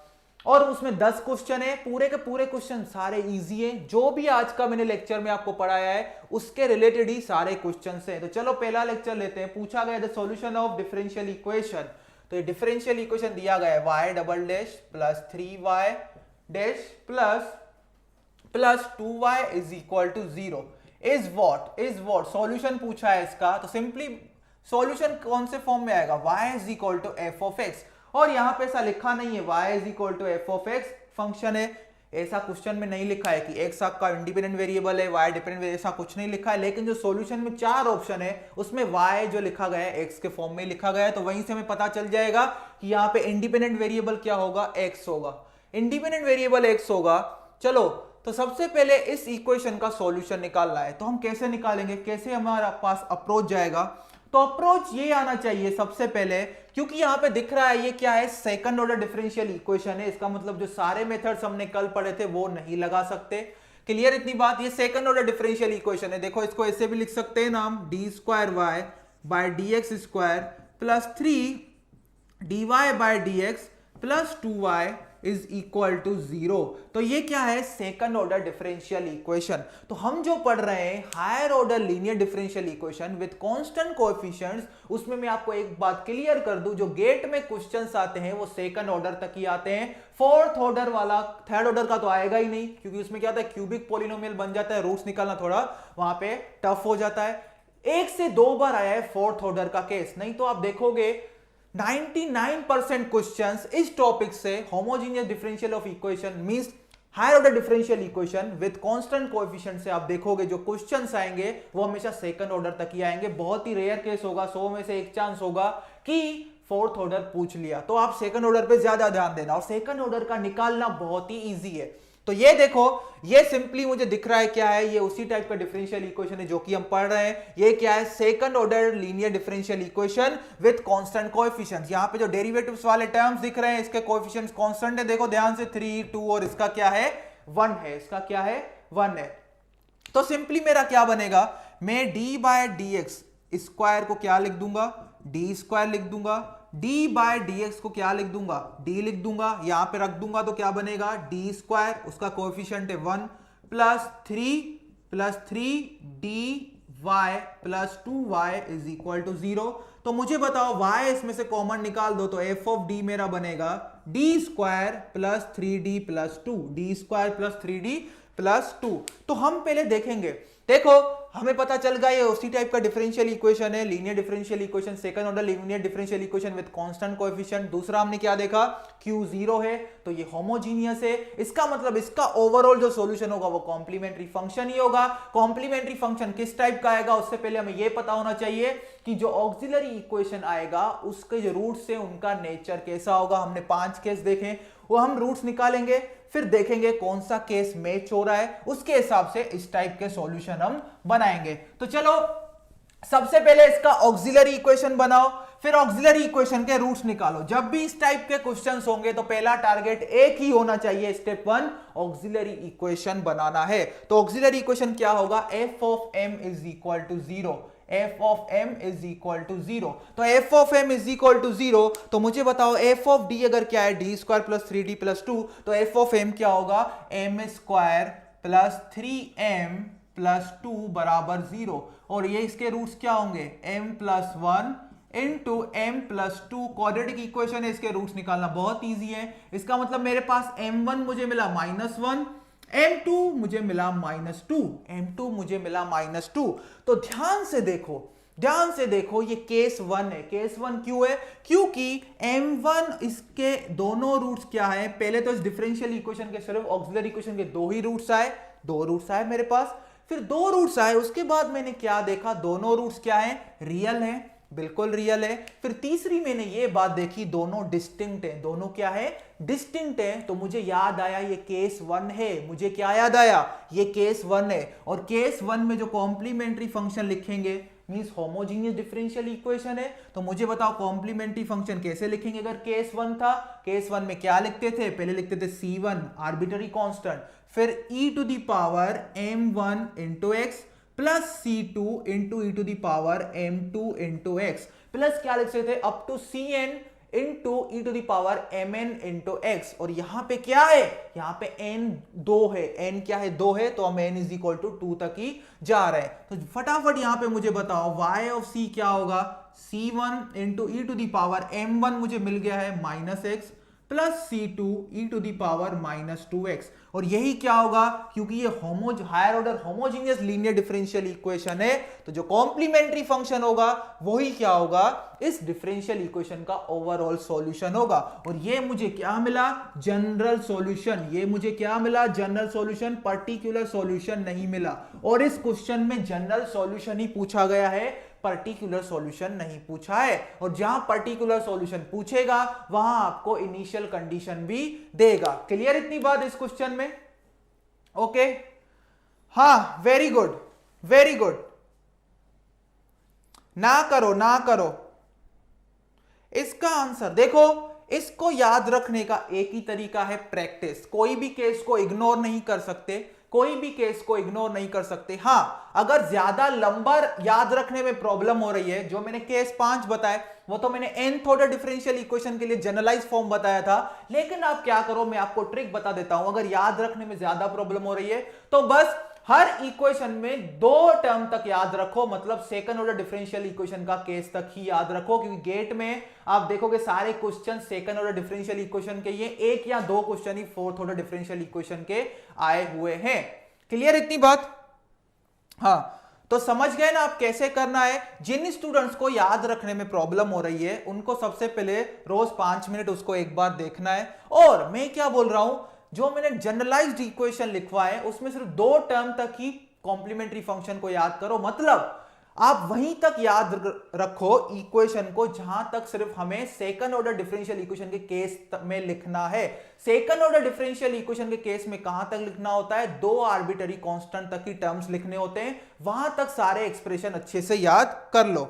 ओके तो सिंपली हमने क्या देखा, अभी देखो मैं आपको एक चीज और बता देता हूं। अभी क्योंकि ये गेट का एग्जांपल है, इसमें पूरा हम कैसे प्रोसीड कर रहे हैं वो मैटर नहीं करता है, हमें सिर्फ आंसर चाहिए। तो अभी ध्यान दो, अगर मेरे पास डिफरेंशियल इक्वेशन दिया गया हो तो मैं अभी ये सब यहां पे क्रियाक्रम नहीं करूंगा, मैं डायरेक्ट यहां पे आ जाऊंगा ऑक्सिलरी इक्वेशन पे। देखो कैसे आना है ऑक्सिलरी इक्वेशन पे डायरेक्ट, ये सेकंड ऑर्डर टर्म दिख रहा है तो डायरेक्ट मैंने लिख दिया इसकी जगह m स्क्वायर, यहां पे क्या दिख रहा है y डैश, तो y डैश की जगह लिख दिया m, फिर y डैश का कोएफिशिएंट क्या है 3 तो लिख दिया 3m प्लस यहां पे क्या है 2, यहां पे लिख दिया 2, क्योंकि यहां पे कोई भी डेरिवेटिव टर्म मुझे नहीं दिख रहा है, यहां पे सिंपली क्या है y। तो मैंने क्या बोला, अभी जब से हम ऑक्सिलरी, अभी आगे जो क्वेश्चन सॉल्व करेंगे उसमें जब ऑक्सिलरी इक्वेशन हम बनाएंगे, तो ये सब इतना पार्ट हम नहीं करने वाले, अभी आगे से ये सब हम नहीं करने वाले। सिंपली क्या देखेंगे, यहां पे d square y by d x square है तो सिंपली लिख देंगे एम स्क्वायर। फिर जो d square y by d x square का कोएफिशिएंट होगा वही एम स्क्वायर का कोएफिशिएंट होगा, प्लस देखेंगे d y by d x है तो क्या लिख देंगे, एम लिख देंगे। फिर इसका d y by d x का कोएफिशिएंट लिखेंगे 3 प्लस 2, और यहां पे क्या है, डेरिवेटिव टर्म है ही नहीं तो सिंपली क्या आएगा, 1 आएगा। मींस यहां पे क्या आएगा, m टू द पावर 0। तो अभी से डिफरेंशियल इक्वेशन अगर दिया गया हो तो ये सब स्टेप्स में हमें टाइम वेस्ट नहीं करना है, सिंपली यहां से हमें कहां जंप मारना है, यहां पे जंप मारना है। अगर तो हम नेक्स्ट क्वेश्चन देखेंगे, उसमें हम देखेंगे कैसे हमें जंप मारना है। ओके बिल्कुल, हाँ बिल्कुल। देखो किसी ने ऐसा बोला है कि सर ऐसा नहीं हो सकता, c2 into e to the power minus x plus c1 into e to the power minus 2x। बिल्कुल हो सकता है, आर्बिटरी कांस्टेंट है, जगह चेंज कर दोगे तो भी कुछ फर्क नहीं पड़ेगा, कोई दिक्कत नहीं है, आप जा सकते हो, कोई दिक्कत नहीं है। c2 into e to the power minus x plus c1 into e to the power minus 2x लिखो, के c into e to the power minus x लिखो plus c1 into e to the power minus 2x लिखो। Arbitrary constant की यही खूबी है कि आप उसकी कोई भी वैल्यू ले सकते हो, कोई दिक्कत नहीं है। मतलब उसको कोई भी आप नाम दे सकते हो, के बोलो, एम बोलो, एल बोलो, कुछ भी दे दो। लेकिन जो आर्बिटरी कांस्टेंट्स आपको मिलेंगे, आर्बिटरी कांस्टेंट्स अगर आपको चाहिए तो उसके लिए आपको इनिशियल कंडीशन चाहिए, अदरवाइज ये सॉल्यूशन क्या होगा, जनरल सॉल्यूशन होगा, हमें पर्टिकुलर सॉल्यूशन नहीं मिलेगा। तो चलो हम एक और एग्जांपल देखते हैं। वैसे टाइम तो हो गया है,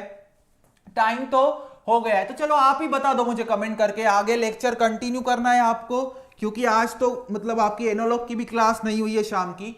तो आप कमेंट करके मुझे बताओ, क्योंकि मेरे पास टाइम है अभी, आप कमेंट करके बताओ क्या आपको आगे कंटिन्यू करनी है क्लास। तो मैं और 2-3 एग्जांपल आपको करवाऊंगा और सारी चीजें आपकी आज ही क्लियर कर दूंगा कॉम्प्लीमेंट्री फंक्शन की। तो आप कमेंट कीजिए कृपया करके, थक तो नहीं गए आप लोग? बिल्कुल, हाँ, कंटिन्यू करना है क्लास या बंद करना है क्लास को, आप ही बताओ। क्योंकि अगर कंटिन्यू करेंगे तो 4-5 और एग्जांपल करेंगे कॉम्प्लीमेंट्री फंक्शन के, क्योंकि 5 केस फिर मैं वहां पे कवर करवा दूंगा आपके। Okay continue. तो चलो अभी मैंने पहली बात आपको क्या बताई, 5 केस में अगर आपको याद रखने में कठिनाई हो रही है तो आप बस 2 टर्म याद रखना, C2 तक टर्म से याद रखना, क्योंकि गेट के question second order differential equation तक ही आते हैं। D4 तक वो पूछेंगे ही नहीं क्योंकि बहुत टाइम कंज्यूमिंग हो जाता है। D4 का ऑक्सिलरी इक्वेशन लिखना बहुत ही इजी है, लेकिन उसके रूट्स निकालना फोर्थ ऑर्डर पॉलिनोमियल के आपको भी पता होगा टाइम लगता है, इसलिए वो पूछते ही नहीं है, ज्यादातर थर्ड और सेकंड ऑर्डर डिफरेंशियल इक्वेशन तक ही पूछते हैं, इसलिए उसका सॉल्यूशन रखना कोई बड़ी बात नहीं है। चलो दूसरा हम एग्जांपल देखते हैं। इसमें देखो the general solution of the, अभी मैंने पढ़ाया था केस 1, अभी देखो केस 2 का ही गेट का एग्जांपल लेते हैं हम। आज का ये एग्जांपल 2 है, आज का एग्जांपल 2 है। किसी की शेड्यूल है क्या क्लास 8 बजे?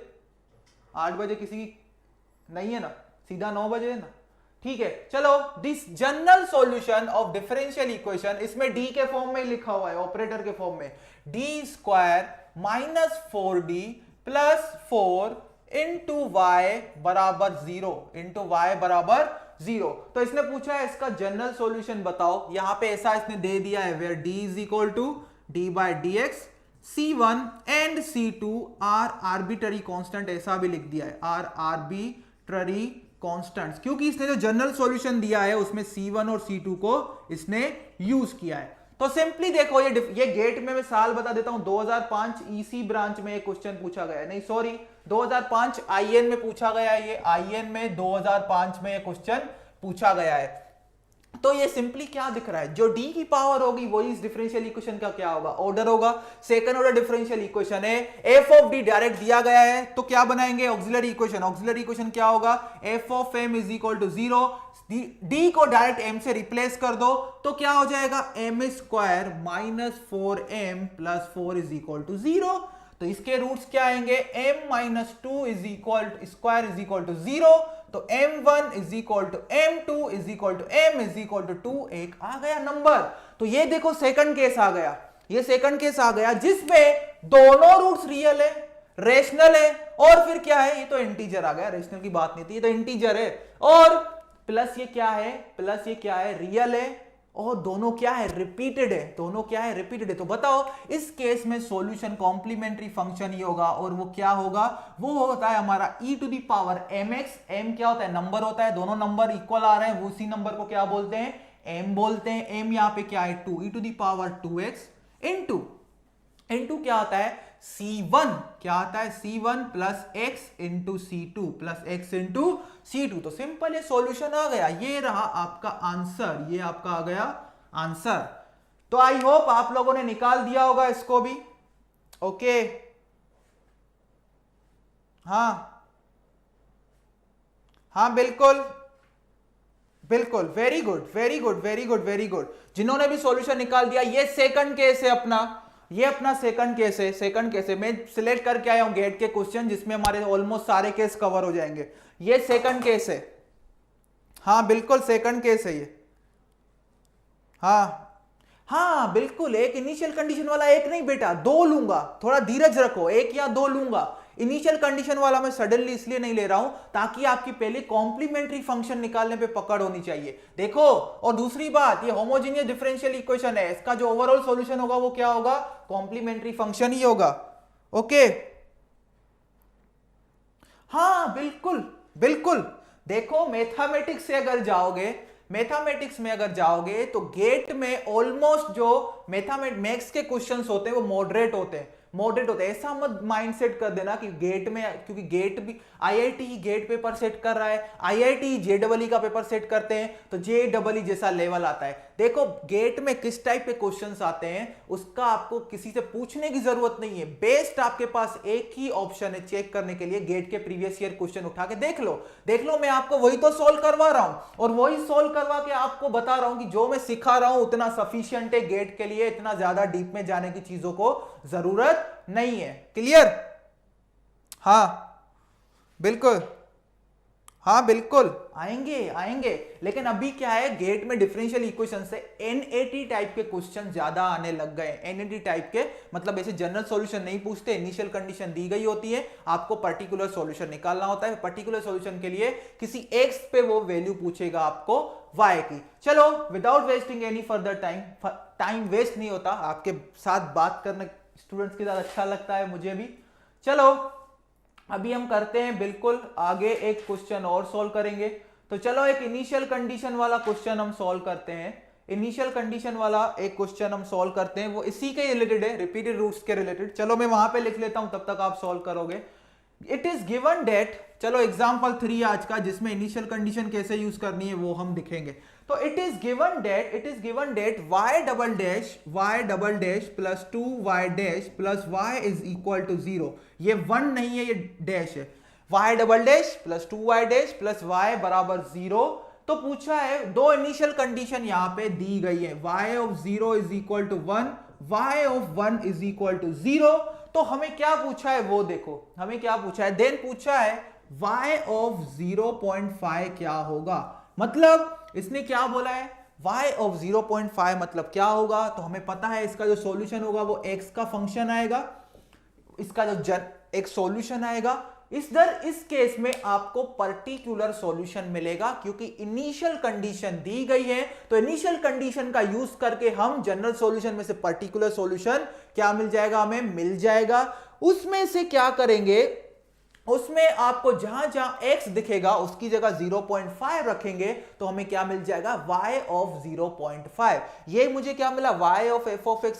इसका जब सॉल्यूशन फाइंड करेंगे, पर्टिकुलर सॉल्यूशन, वो क्या आएगा, x का फंक्शन आएगा। तो y ऑफ 0.5 का मतलब क्या है, ये जो फंक्शन है उसकी वैल्यू बताओ कहां पे, जहां पे x क्या है, 0.5।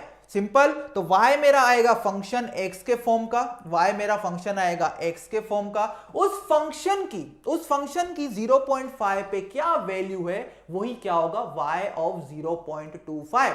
क्लियर। तो सबसे पहले मुझे क्या चाहिए, y ऑफ fx चाहिए। y किसी x के फॉर्म में मुझे फंक्शन बनाना पड़ेगा, उस x की जगह में 0.5 रखूंगा, तो मुझे क्या मिलेगा, y of 0.5। Simple function theory हम यूज कर रहे हैं। तो सबसे पहले आपके लिए एक टास्क है, इसका जनरल सॉल्यूशन निकालो, इसका जनरल सॉल्यूशन निकालो। तो स्टेप 1 क्या होगा, जैसे कि मैंने पहले बताया, स्टेप 1 आपका होगा, आपको क्या बनाना है, ऑक्सिलरी इक्वेशन बनाना है, ऑक्सिलरी इक्वेशन बनाना है। तो ऐसा नहीं है कि बिल्कुल इजी क्वेश्चंस आते हैं, आप जब असाइनमेंट सोल्व करोगे तो आपको मजा आएगा। वहां पे क्वेश्चंस मैंने 10 दिए हैं, आपको सोल्व करने हैं।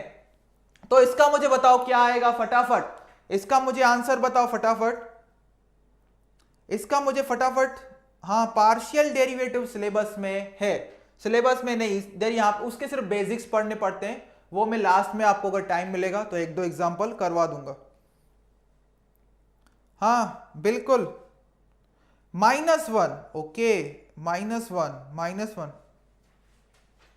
हाँ बिल्कुल, कॉन्सेप्ट समझ लो तो ही सब चीजें इजी लगेंगी, नहीं तो गेम ओवर हो जाएगा। ओके, हाँ बिल्कुल। चलो अभी देखो इन चीजों को आप समझो कैसे हमें यहां पे करना है। तो सबसे पहले हम ऑक्सिलरी इक्वेशन बनाएंगे। तो ऑक्सिलरी इक्वेशन हमारा क्या होगा, इसका सॉल्यूशन हम लिख रहे हैं, तो इसका सॉल्यूशन हम बना रहे हैं। तो ऑक्सिलरी इक्वेशन हम अभी डायरेक्ट लिखेंगे, f of m is equal to 0। तो ऑक्सिलरी इक्वेशन बनाना ये क्या है, d2y/dx², तो क्या आएगा m² प्लस क्या है dy/dx, तो क्या आएगा m आएगा, और उसका कोएफिशिएंट क्या है 2, प्लस y है तो उसका क्या आता है m⁻0, y का कोएफिशिएंट क्या है 1, 1 इंटू m⁻0 क्या आएगा 1 आएगा, इज इक्वल टू 0। इसका मतलब क्या है, जो y वाला टर्म है ऑक्सिलरी इक्वेशन अगर बनाना है तो y का सिर्फ कोएफिशिएंट लिखना है, m में हमें नहीं लिखना है। तो ये था d2y/dx², तो मैंने लिखा m²। ये क्या था 2dy/dx, तो मैंने क्या लिखा 2m, प्लस y का कोएफिशिएंट 1 बराबर 0। तो ये भी देख रहे हो, दूसरा केस ही आ गया है, case 2, m + 1² is equal to 0। तो इसमें दोनों रूट्स क्या है, इक्वल है, और किसके बराबर है -1 के बराबर, किसके बराबर -1 के बराबर। तो मुझे बताओ सॉल्यूशन क्या होगा, सॉल्यूशन होगा सॉल्यूशन क्या होगा -x into c1 plus xc2, जो कि हमने लास्ट में पढ़ा था। वहां m क्या आया था 2 आया था, यहां पे क्या है m-1, यहां पे क्या है m-1। तो मेरे पास ये जनरल सॉल्यूशन आ गया। अभी मुझे दो इनिशियल कंडीशन दी गई हैं, तो मैं क्या करूंगा, पहले पर्टिकुलर सॉल्यूशन निकालूंगा जो कि x का फंक्शन ही आएगा। तो चलो हम पहली कंडीशन लगाते हैं। पहली कंडीशन क्या दी गई है, y of 0 is equal to 1, y of 0 is equal to 1। y of 0 is equal to 1 का मतलब क्या है, ये x का फंक्शन है। y ऑफ 0 का मतलब ये है, अगर आप x इज इक्वल टू 0 रखोगे इस इक्वेशन में, तो आपको y क्या मिलेगा, आपको y मिलना चाहिए 1, आपको y मिलना चाहिए 1। तो y मुझे मिला 1, जब मैंने इस लेफ्ट राइट हैंड साइड में x को क्या रख दिया, 0 रख दिया। तो e⁻0 into c1 plus x into c2। तो x 0 है, 0 इंटू c2 क्या होगा, 0 होगा, क्या होगा 0 होगा। क्लियर इतनी बात। तो y ऑफ 0, मेरे को इनिशियल कंडीशन फिर से चेक करने दो, y of 0 is equal to 0 है। मैं पहले ही यहां पे देखो आपका गेम हो गया, क्योंकि इनिशियल कंडीशन चेंज हो गई। क्लियर। तो क्वेश्चन को तो वैसे भी प्रोसीड किया जा सकता है, कोई दिक्कत नहीं है, क्वेश्चन को वैसे भी प्रोसीड किया जा सकता है, लेकिन क्योंकि गेट का क्वेश्चन है तो हम चाहते हैं कि वैलिड आंसर आ रहा है कि नहीं। तो जिनकी भी मेरी तरफ से आपको माफी, वहां पे इनिशियल कंडीशन मैंने गलत लिख दिया था। तो y of 0 is equal to 0 है, y of 0 is equal to 0 है। तो जब x 0 होगा तो y क्या होगा, 0 होगा। तो यहां पे आएगा 0, तो c1 आएगा 0, और y ऑफ 1 दूसरा इनिशियल कंडीशन दिया गया है, y of 1 is equal to 0। इसका मतलब जब x 1 रखेंगे तो y क्या होगा, y आपका होना चाहिए 0। तो वापस से इस कंडीशन को उठा के इस इक्वेशन में रख दो, तो y आपका आएगा 0, जब राइट हैंड साइड में x क्या रखोगे, 1 रखोगे। और यहां पे c1 पूछ रहा है, तो c1 मैंने ऑलरेडी फाइंड कर दिया 0, प्लस x 0 है मेरा, इंटू c2, x क्या है 1 है, तो इंटू c2। और इसको सॉल्व करोगे तो आपका c2 भी कितना आएगा, c2 भी आपका आएगा 0, c2 भी आपका कितना आएगा 0। तो मेरे दोनों आर्बिट्ररी कांस्टेंट्स मुझे मिल गए। दोनों आर्बिट्ररी कांस्टेंट्स मेरे क्या थे, c1 भी 0 आ गया, c2 भी 0 आ गया। आप क्रॉस चेक कर सकते हैं यहां से, c1 c2 दोनों क्या आ गए, 0 आ गए। तो अभी मुझे बताओ, अगर c1 c2 0 आ गए तो बताओ इसका सॉल्यूशन क्या होगा, पर्टिकुलर सॉल्यूशन। c1 और c2 अगर 0 आ गए तो मेरा पर्टिकुलर सॉल्यूशन बनेगा e⁻⁻x into 0 plus x into 0, जो कि आएगा 0, जो कि आएगा 0। क्लियर। हाँ बिल्कुल, हाँ बिल्कुल, क्लियर, क्लियर, बिल्कुल पॉइंट। Okay, 0 0 0 0 0 0, very good, 0। हाँ बिल्कुल 0। इसका मतलब y क्या आया, 0। तो मुझे बताओ y ऑफ 0.5 क्या होगा, वो भी क्या होगा, 0, वो भी क्या होगा, 0। अगर एक फंक्शन 0 है, इसका मतलब क्या है, उसमें कोई भी इनपुट डालो आउटपुट को 0 बना देगा। एक फंक्शन जो कि ये क्या है, ये क्या है, एक फंक्शन रिप्रेजेंट कर रहा है, ये क्या है, जीरो फंक्शन। जीरो फंक्शन मतलब इस फंक्शन, ये एक मशीन है जिसमें आप इनपुट कोई भी दो लेकिन आउटपुट क्या आएगा, 0 आएगा। मतलब एक मशीन है, चलो थोड़ा हम रिलैक्स हो जाते हैं, एक मशीन है, ये क्या है, एक मशीन है जिसमें मैं x इनपुट डाल रहा हूं और y क्या मिल रहा है, आउटपुट मिल रहा है, y आउटपुट। तो x इनपुट y आउटपुट, तो x की कोई भी वैल्यू ले लो, 0.5 ले लो, 1 ले लो, 2 ले लो, 0.7 ले लो, लेकिन आउटपुट हमेशा क्या जनरेट होगा, y जनरेट होगा, 0 जनरेट होगा। बिल्कुल नुकसानी पीस है, ये मशीन किसी भी काम की नहीं है क्योंकि इसमें इतना इनपुट फ्यूल डाल रहे हैं और आउटपुट कुछ भी नहीं मिल रहा, आउटपुट हमेशा नल मिल रहा है। क्लियर इतनी बात, इसको बना लेना नोटबुक में, कभी कभी ऐसी चीजें हमें करनी चाहिए मैथ्स में ताकि थोड़ा इंटरेस्टिंग लगे हमें भी मैथ्स। क्लियर, तो इसका आंसर 0 है, वेरी गुड। हाँ बिल्कुल, मेहनत बर्बाद नहीं हुआ, ये एनएटी टाइप क्वेश्चन था, इसका आंसर 0 ही डालना। मेहनत बर्बाद होता तो इसके फुल मार्क्स मिलेंगे, मेहनत कैसे बर्बाद होगा। Yes, answer is 0, answer is 0, very good. C2 0 कैसे हुआ सर, इसको देखो ध्यान से बेटा, इसको ध्यान से देखो, ये 0 है, 0 के नीचे आ जाएगा e टू दी पावर -1, वो 0 हो जाएगा, इज इक्वल टू क्या है, 0 प्लस C2 जो कि C2 होगा। तो C2 किसके बराबर हो जाएगा, 0 के बराबर। 0 अगर C2 के बराबर है तो C2 किसके बराबर हो जाएगा, 0 के बराबर हो जाएगा। तो ये हमने इनिशियल कंडीशंस का यूज किया। अभी मैं आपसे एक चीज पूछता हूं, अभी लास्ट एक और क्वेश्चन करेंगे। आई होप आपको ये सब चीजें तो क्लियर हो गई होंगी कि इनिशियल कंडीशंस का हमें यूज कैसे करना है। तो लास्ट में एक और क्वेश्चन करेंगे जिसमें इनिशियल कंडीशंस ही यूज करेंगे, वो हमारा आज का लास्ट। तो हमने क्या क्या पढ़ लिया, हमने केस 1 पढ़ लिया, केस 2 पढ़ लिया। तो आपको असाइनमेंट जो दिया गया है उसमें केस 3 वाला भी क्वेश्चन आ सकता है, जहां पे रूट्स तो रियल होंगे लेकिन कुछ रूट्स रिपीटेड हो सकते हैं, कुछ रूल डिस्टिंक्ट हो सकते हैं।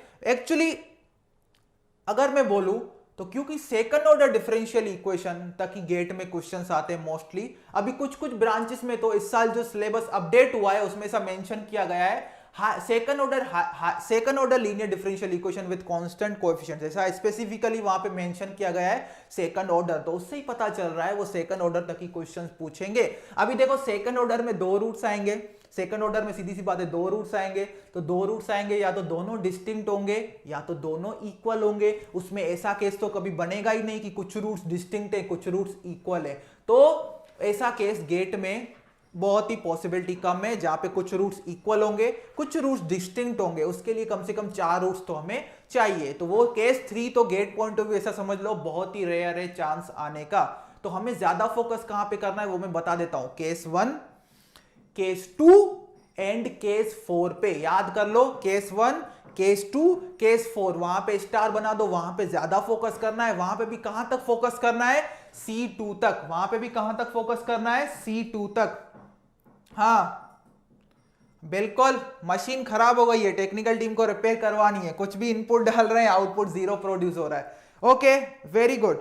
हाँ, y of 0 is equal to 1 था, उसके अकॉर्डिंग आपका आंसर अलग आएगा। लेकिन एक्चुअली जो गेट का क्वेश्चन था उसमें y of 1 is equal to y of 0, actually एक मुझे देखने दो, y of 0 is equal to 0 था। हाँ बिल्कुल, y of 0 is equal to 0 था, मैंने बाद में चेंज कर दिया। आपका एक y of 0 is equal to 1 के लिए आंसर आ रहा है, तो ठीक है आ रहा है, लेकिन प्रोसीजर चेक कर लो। अभी मैं आपसे एक चीज पूछता हूं, अगर मेरे पास एक बात बताओ, nth ऑर्डर डिफरेंशियल इक्वेशन है। इस क्वेश्चन को ध्यान से सुनो, इसके बाद लास्ट क्वेश्चन करेंगे जहां पे कॉम्प्लेक्स रूट्स आएंगे।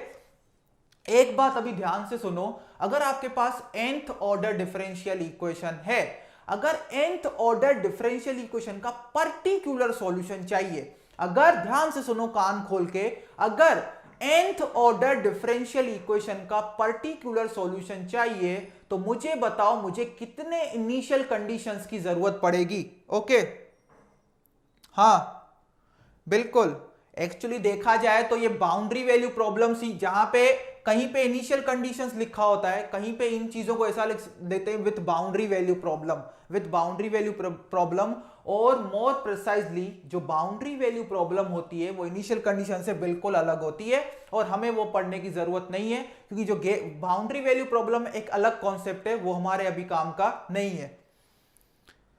बिल्कुल, तो ऐसा कुछ स्टूडेंट सोच सकते हैं या समझ सकते हैं कि बाउंड्री वैल्यू प्रॉब्लम का जो केस है वो इनिशियल वैल्यू प्रॉब्लम का ही केस है। कुछ सिमिलरिटीज हैं लेकिन पूरी तरह से सेम चीजें नहीं है। बिल्कुल बिल्कुल, very good very good very good very good very good. अगर नहीं टू नहीं, जिसने कमेंट किया है टू नहीं, अभी बात ध्यान से सुनो। अगर आपके पास nth ऑर्डर डिफरेंशियल इक्वेशन है, तो अगर nth ऑर्डर डिफरेंशियल इक्वेशन है तो मुझे बताओ आर्बिटरी कांस्टेंट्स भी कितने होंगे? n होंगे, n आर्बिटरी कांस्टेंट होंगे।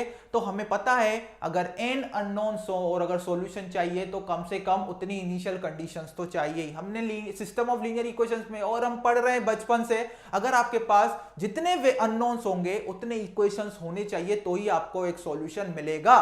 तो कम से कम जो जितने आर्बिट्ररी कांस्टेंट्स हैं, कम से कम जनरल सॉल्यूशन में उतने तो इनिशियल कंडीशंस चाहिए ही होंगे आर्बिट्ररी कांस्टेंट्स की वैल्यू फाइंड करने के लिए। इसका मतलब कम से कम जो डिफरेंशियल इक्वेशन का ऑर्डर है उतने तो इनिशियल कंडीशंस चाहिए ही होंगे पर्टिकुलर सॉल्यूशन गेन करने के लिए, इन शॉर्ट आर्बिट्ररी कांस्टेंट्स को फाइंड करने के लिए। यहां सेकंड ऑर्डर है तो बिल्कुल हाँ। चलो अभी लास्ट क्वेश्चन करते हैं, आज का लास्ट क्वेश्चन हम करेंगे जो कि होगा आपका, चलो देख लेते हैं। इसमें भी इनिशियल कंडीशंस इन्वॉल्व है लेकिन ये फोर्थ केस वाला क्वेश्चन है, ये फोर्थ केस वाला क्वेश्चन है। और अगेन जैसे कि मैंने बोला ये क्या है, थर्ड केस दिया गया है और डिफरेंशियल इक्वेशन सेकंड ऑर्डर है। तो गेट के क्वेश्चन देखोगे तो 99% सेकंड ऑर्डर डिफरेंशियल इक्वेशन के ही क्वेश्चन आते हैं इस टॉपिक में से। तो एग्जाम्पल 4 है ये आज का।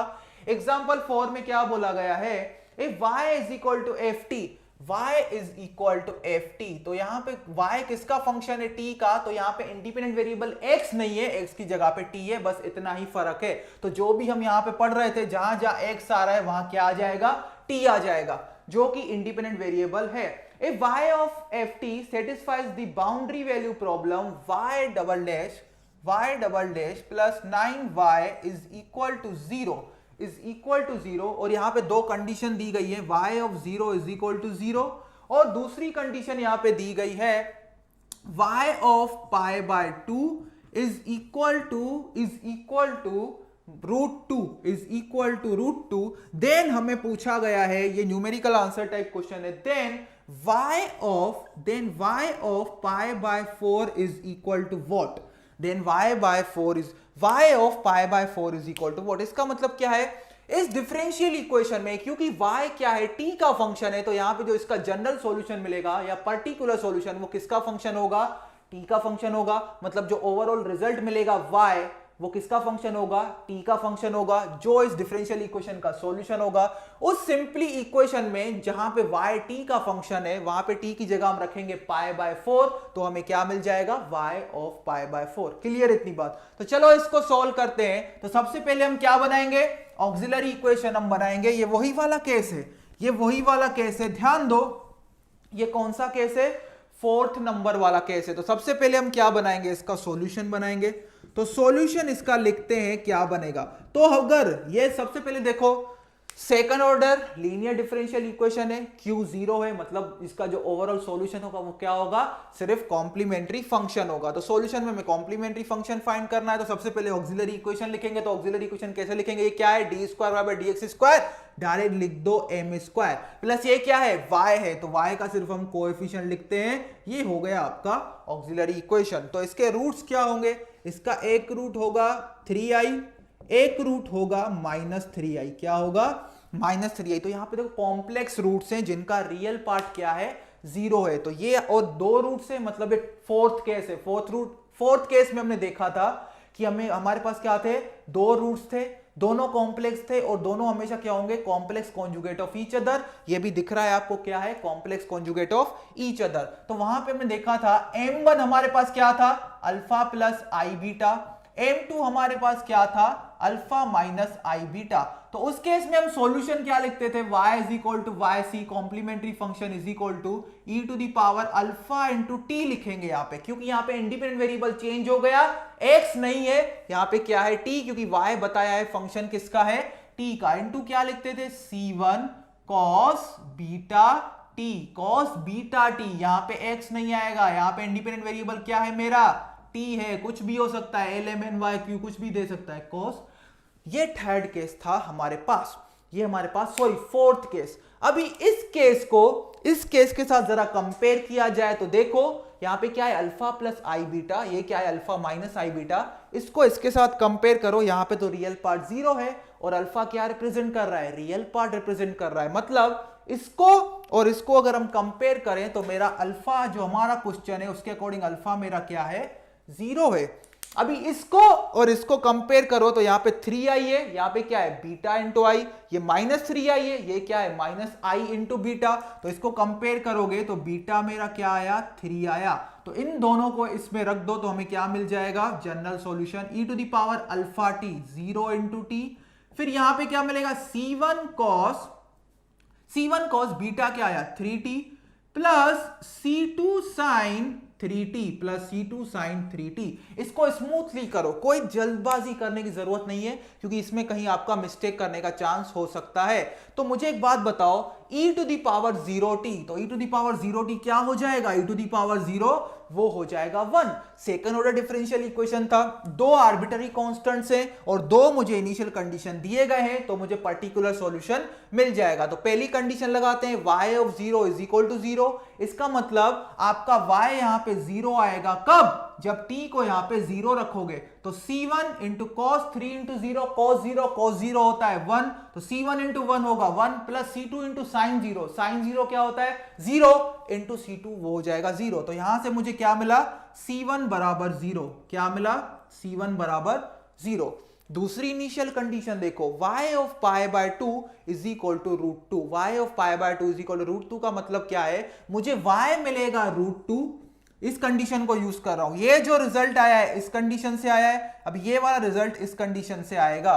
ध्यान से देखो ये क्या बोल रहा है, अगर आपके पास जो ये एक जनरल सॉल्यूशन आया है जो कि y क्या है, it is function of t, it is function of t, तो मुझे बताओ y is equal to function of t है, तो ये क्या बोल रहा है, अगर इस इक्वेशन में आप t की जगह पाई बाय 2 रख दो, हर जगह जहां t दिख रहा है तो आपको y क्या मिलना चाहिए, रूट 2। तो मुझे रूट 2 कब मिलेगा, जब मैं क्या करूंगा, यहां पे पूरी हर जगह t की जगह क्या रख दूंगा, पाई बाय 2 रख दूंगा, t की जगह पाई बाय 2 रख दूंगा, और c1 तो मुझे मिल गया ऑलरेडी 0, तो ये वाला टर्म हमेशा 0 हो रहेगा, तो 0 प्लस c2 इंटू साइन 3 तो लगा ही हुआ है इंटू पाई बाय 2, तो ये क्या हो गया 3 पाई बाय 2। और मुझे बताओ साइन 3 पाई बाय 2 क्या होता है, -1 होता है, तो -1 इंटू c2 क्या होगा, -c2, तो root 2 is equal to -c2, इसका मतलब c2 क्या आया, -√2 के बराबर, c2 क्या आया, -√2 के बराबर। अभी मुझे दोनों आर्बिट्ररी कांस्टेंट्स मिल गए, c1 और c2, ये जनरल सॉल्यूशन था, तो मैं भी पर्टिकुलर सॉल्यूशन डेवलप कर सकता हूं, y of t is equal to, ये सिंपली क्या लिख रहा हूं, y is function of t, simply y लिखो या y ऑफ t लिखो, कोई भी फर्क नहीं पड़ेगा। तो c1 तो मेरा 0 आया था, तो पर्टिकुलर सॉल्यूशन में ये वाला टर्म तो नहीं आएगा, c2 मेरा क्या आया, -√2 और इंटू क्या है, sin 3t, क्या है, sin 3t। क्लियर इतनी बात। और मुझे क्वेश्चन में क्या पूछा गया है, y of pi by 4, question में ये पूछा गया है y आपका t का फंक्शन है, तो बताइए जब इस फंक्शन में t बराबर पाई बाय 4 रखोगे तो y की वैल्यू क्या मिलेगी। सिंपल, हमें ये चीज पूछी गई है, गेम ओवर, क्वेश्चन ये पूरा सॉल्व हो गया। तो मैं तो इतना मतलब इजिली और मींस स्मूथली और स्लोली इसलिए गया क्योंकि आपको ये समझने में सारी चीजें क्लियर हो जाए। तो बताओ y ऑफ पाई बाय 4 कितना होगा, y ऑफ पाई बाय 4 आपका होगा -√2 इंटू साइन 3 पाई बाय 4, क्या होगा 3 pi by 4, sine 3 pi by 4 मतलब साइन 135 डिग्री, और साइन 135 डिग्री की वैल्यू वही होती है जो साइन पाई बाय 4 की होती है, साइन पाई बाय 4 की वैल्यू होती है 1/√2, और ये क्या हो गया -1, ये क्या आ गया -1। तो y ऑफ पाई बाय 4 कितना आया, -1 आया। क्या आया, -1। क्लियर इतनी बात। मुझे ये बताओ, सेम क्वेश्चन में अगर ये पूछता y ऑफ पाई बाय 3 तो आंसर क्या होगा, ये मुझे आपसे चाहिए आंसर। तो यही था बस आज की क्लास का कंक्लूजन।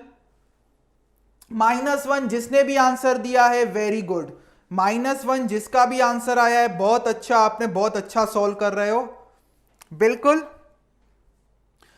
जिसने भी y हो -1 लाया है वेरी गुड वेरी गुड। इसका मतलब आपके सारे कॉन्सेप्ट्स क्लियर हो रहे हैं कॉम्प्लीमेंट्री फंक्शन के। बिल्कुल बिल्कुल। अभी मैंने क्या बोला, गेट में क्वेश्चन ऐसा पूछा गया था y of pi by 4 is equal to -1 आया, तो मैंने पूछा ये सिंपली क्वेश्चन में सेम क्वेश्चन ले लूं और दूसरी कंडीशन पूछ सकता हूं कि बताओ y ऑफ पाई बाय 3 क्या आया। इसका मतलब क्या आया, जो y of f of t आया उसमें अगर मैं t बराबर पाई बाय 3 रख दूं तो बताओ y की वैल्यू क्या होगी। तो मुझे यहां पे दिख गया y ऑफ t, मुझे पर्टिकुलर सॉल्यूशन मिल गया है। पर्टिकुलर सॉल्यूशन में मुझे t जगह क्या रखना है, पाई बाय 3, t की जगह रखो pi by 3, 3 3 cancel, sine pi क्या होता है, साइन पाई होता है 0। तो y ऑफ पाई बाय 3 हमेशा क्या आएगा, 0 आएगा। क्या आएगा, 0। Very good very good. -1 पहले वाले केस का 0। ओके, तो चलो आज के लेक्चर में मैंने पहला केस करवा दिया, दूसरा केस करवा दिया और चौथा केस भी करवा दिया, और थर्ड और फिफ्थ केस की प्रोबेबिलिटी बहुत ही कम है। अभी मैं पहले ही बता दूं, असाइनमेंट ओपन हो चुका है, उसमें मैंने 10 क्वेश्चन दिए हैं। 10 क्वेश्चन जो मैंने यहां पे 4 एग्जांपल करवाए हैं उसके रिलेटेड ही है, उसके बाहर मैंने कुछ भी नहीं पूछा गया है। थोड़ा कहीं पे ट्रिकी हो सकता है तो वो आपको सॉल्व करने हैं। और दूसरी सबसे इंपॉर्टेंट बात, एक काम वो करो, क्या करोगे, लेक्चर खत्म होने के बाद आपका फीडबैक मुझे चाहिए टेलीग्राम ग्रुप में, ताकि हमें भी आगे करने में फिर आपके साथ मजा आए, ताकि हमें भी लगे स्टूडेंट सीरियस हैं और ऑनेस्ट ओपिनियन दे रहे हैं। तो जितना सिंप्लीफाइड हो सकता था मैंने एग्जांपल्स के थ्रू आपको चीजें सारी क्लियर कर दी कि अगर होमोजीनियस डिफरेंशियल इक्वेशन हो हायर ऑर्डर का, और हमारा ज्यादा फोकस रहेगा सेकंड ऑर्डर पे, ज्यादा फोकस रहेगा सेकंड ऑर्डर में। और अगर फोर्थ ऑर्डर में आपको बहुत इंटरेस्टेड है तो नेक्स्ट क्लास में हम एक फोर्थ ऑर्डर का क्वेश्चन लेंगे इंजीनियरिंग सर्विसेज का। किसका, इंजीनियरिंग सर्विसेज का। तो आप अपना फीडबैक शेयर कीजिएगा टेलीग्राम ग्रुप में। आज का सेशन वैसे ही बहुत लंबा हो गया है, लंबा इसलिए लिया क्योंकि एनालॉग की क्लास नहीं थी और मुझे ये वाला टॉपिक कंप्लीट करना था। नेक्स्ट सेशन में अभी क्योंकि कॉम्प्लीमेंट्री फंक्शन हमें बनाना आ गया, लेकिन हमने क्या बोला, अगर homogeneous differential equation non homogeneous है तो कॉम्प्लीमेंट्री फंक्शन निकाला, वहां तक की बात बनेगी नहीं, आपको पर्टिकुलर इंटीग्रल ही निकालना पड़ेगा। तो जैसे कि यहां पे डिफरेंट केसेस हमने देखे, किसके, कॉम्प्लीमेंट्री फंक्शन कैसे निकालते हैं। सिमिलर वे में 4 से 5 केस आते हैं कि पर्टिकुलर इंटीग्रल कैसे निकालते हैं, तो वो हम सीखेंगे नेक्स्ट लेक्चर में। कॉम्प्लीमेंट्री फंक्शन ऑलरेडी पता है कैसे निकलता है, फिर नेक्स्ट लेक्चर में सीखेंगे पर्टिकुलर इंटीग्रल कैसे निकालते हैं। फिर नॉन होमोजीनियस डिफरेंशियल इक्वेशन दिया गया हो, कॉम्प्लीमेंट्री फंक्शन पता है, पर्टिकुलर इंटीग्रल पता है, दोनों को ऐड कर देंगे तो ओवरऑल सॉल्यूशन मिल जाएगा। ओके, हाँ बिल्कुल। और 250 डेज का जो आपका प्लान है उसमें कौन सा नंबर लेक्चर आपको देखना है वो मैं आपको बताऊंगा टेलीग्राम ग्रुप में, क्योंकि मुझे एक बार देखना पड़ेगा कौन से नंबर का लेक्चर इस लेक्चर के लिए सुइटेबल है। और सबसे इंपॉर्टेंट बात यह है कि कल का आपका लेक्चर मैथ्स का नहीं है। अभी मैथ्स का जो लास्ट लेक्चर होगा डिफरेंशियल इक्वेशन का, मैथ्स का लास्ट लेक्चर नहीं, इस चैप्टर का जो लास्ट लेक्चर होगा डिफरेंशियल इक्वेशन का वो आपका होगा परसों। क्योंकि जैसे कि आप सबको पता है हमारा 1 नवंबर को जेनिक का फाउंडेशन डे था, तो उस दिन क्योंकि इंपॉर्टेंट क्लासेस थी, इंपॉर्टेंट सेशंस थे, तो हम सेलिब्रेट नहीं कर पाए। तो हम वो सेलिब्रेशन करेंगे कल पूरी टीम के साथ। एक दिन तो हमारे लिए भी बनता है सेलिब्रेट करना, बाकी आप लोग तो डेली एंजॉय कर ही रहे हो, इसलिए तो लेक्चर में कहां दिख रहे हो। ठीक है, तो कल लेक्चर नहीं है, हमारा जो लेक्चर होगा लास्ट डिफरेंशियल इक्वेशन का वो होगा परसों। तो कल अभी एक दिन हमें भी दीजिए ताकि हम भी इंजॉय करें। हम बहुत ओकेशनली इंजॉय करते हैं जब हमारा फाउंडेशन दिन है, मोस्ट प्रोबेबली साल में एक बार, ऐसा ही समझ लो, तभी ऐसा कुछ होता है यहाँ पे सेलिब्रेशन। तो चलो फिर मिलेंगे परसों सेम टाइम पे, याद रखना 7 बजे लास्ट लेक्चर के साथ। सीखेंगे पर्टिकुलर इंटीग्रल कैसे सॉल्व करना है। तो मैंने आपको कल का पूरा दिन दे दिया है, आराम से असाइनमेंट सॉल्व करो, और एक दो बताऊंगा आपको लेक्चर देखने हैं 250 डेज प्लान के। तो तब तक के लिए सब अपना ध्यान रखें, मिलते हैं परसों 7 बजे डिफरेंशियल इक्वेशन के लास्ट लेक्चर के साथ। तब तक के लिए सबको गुड नाइट।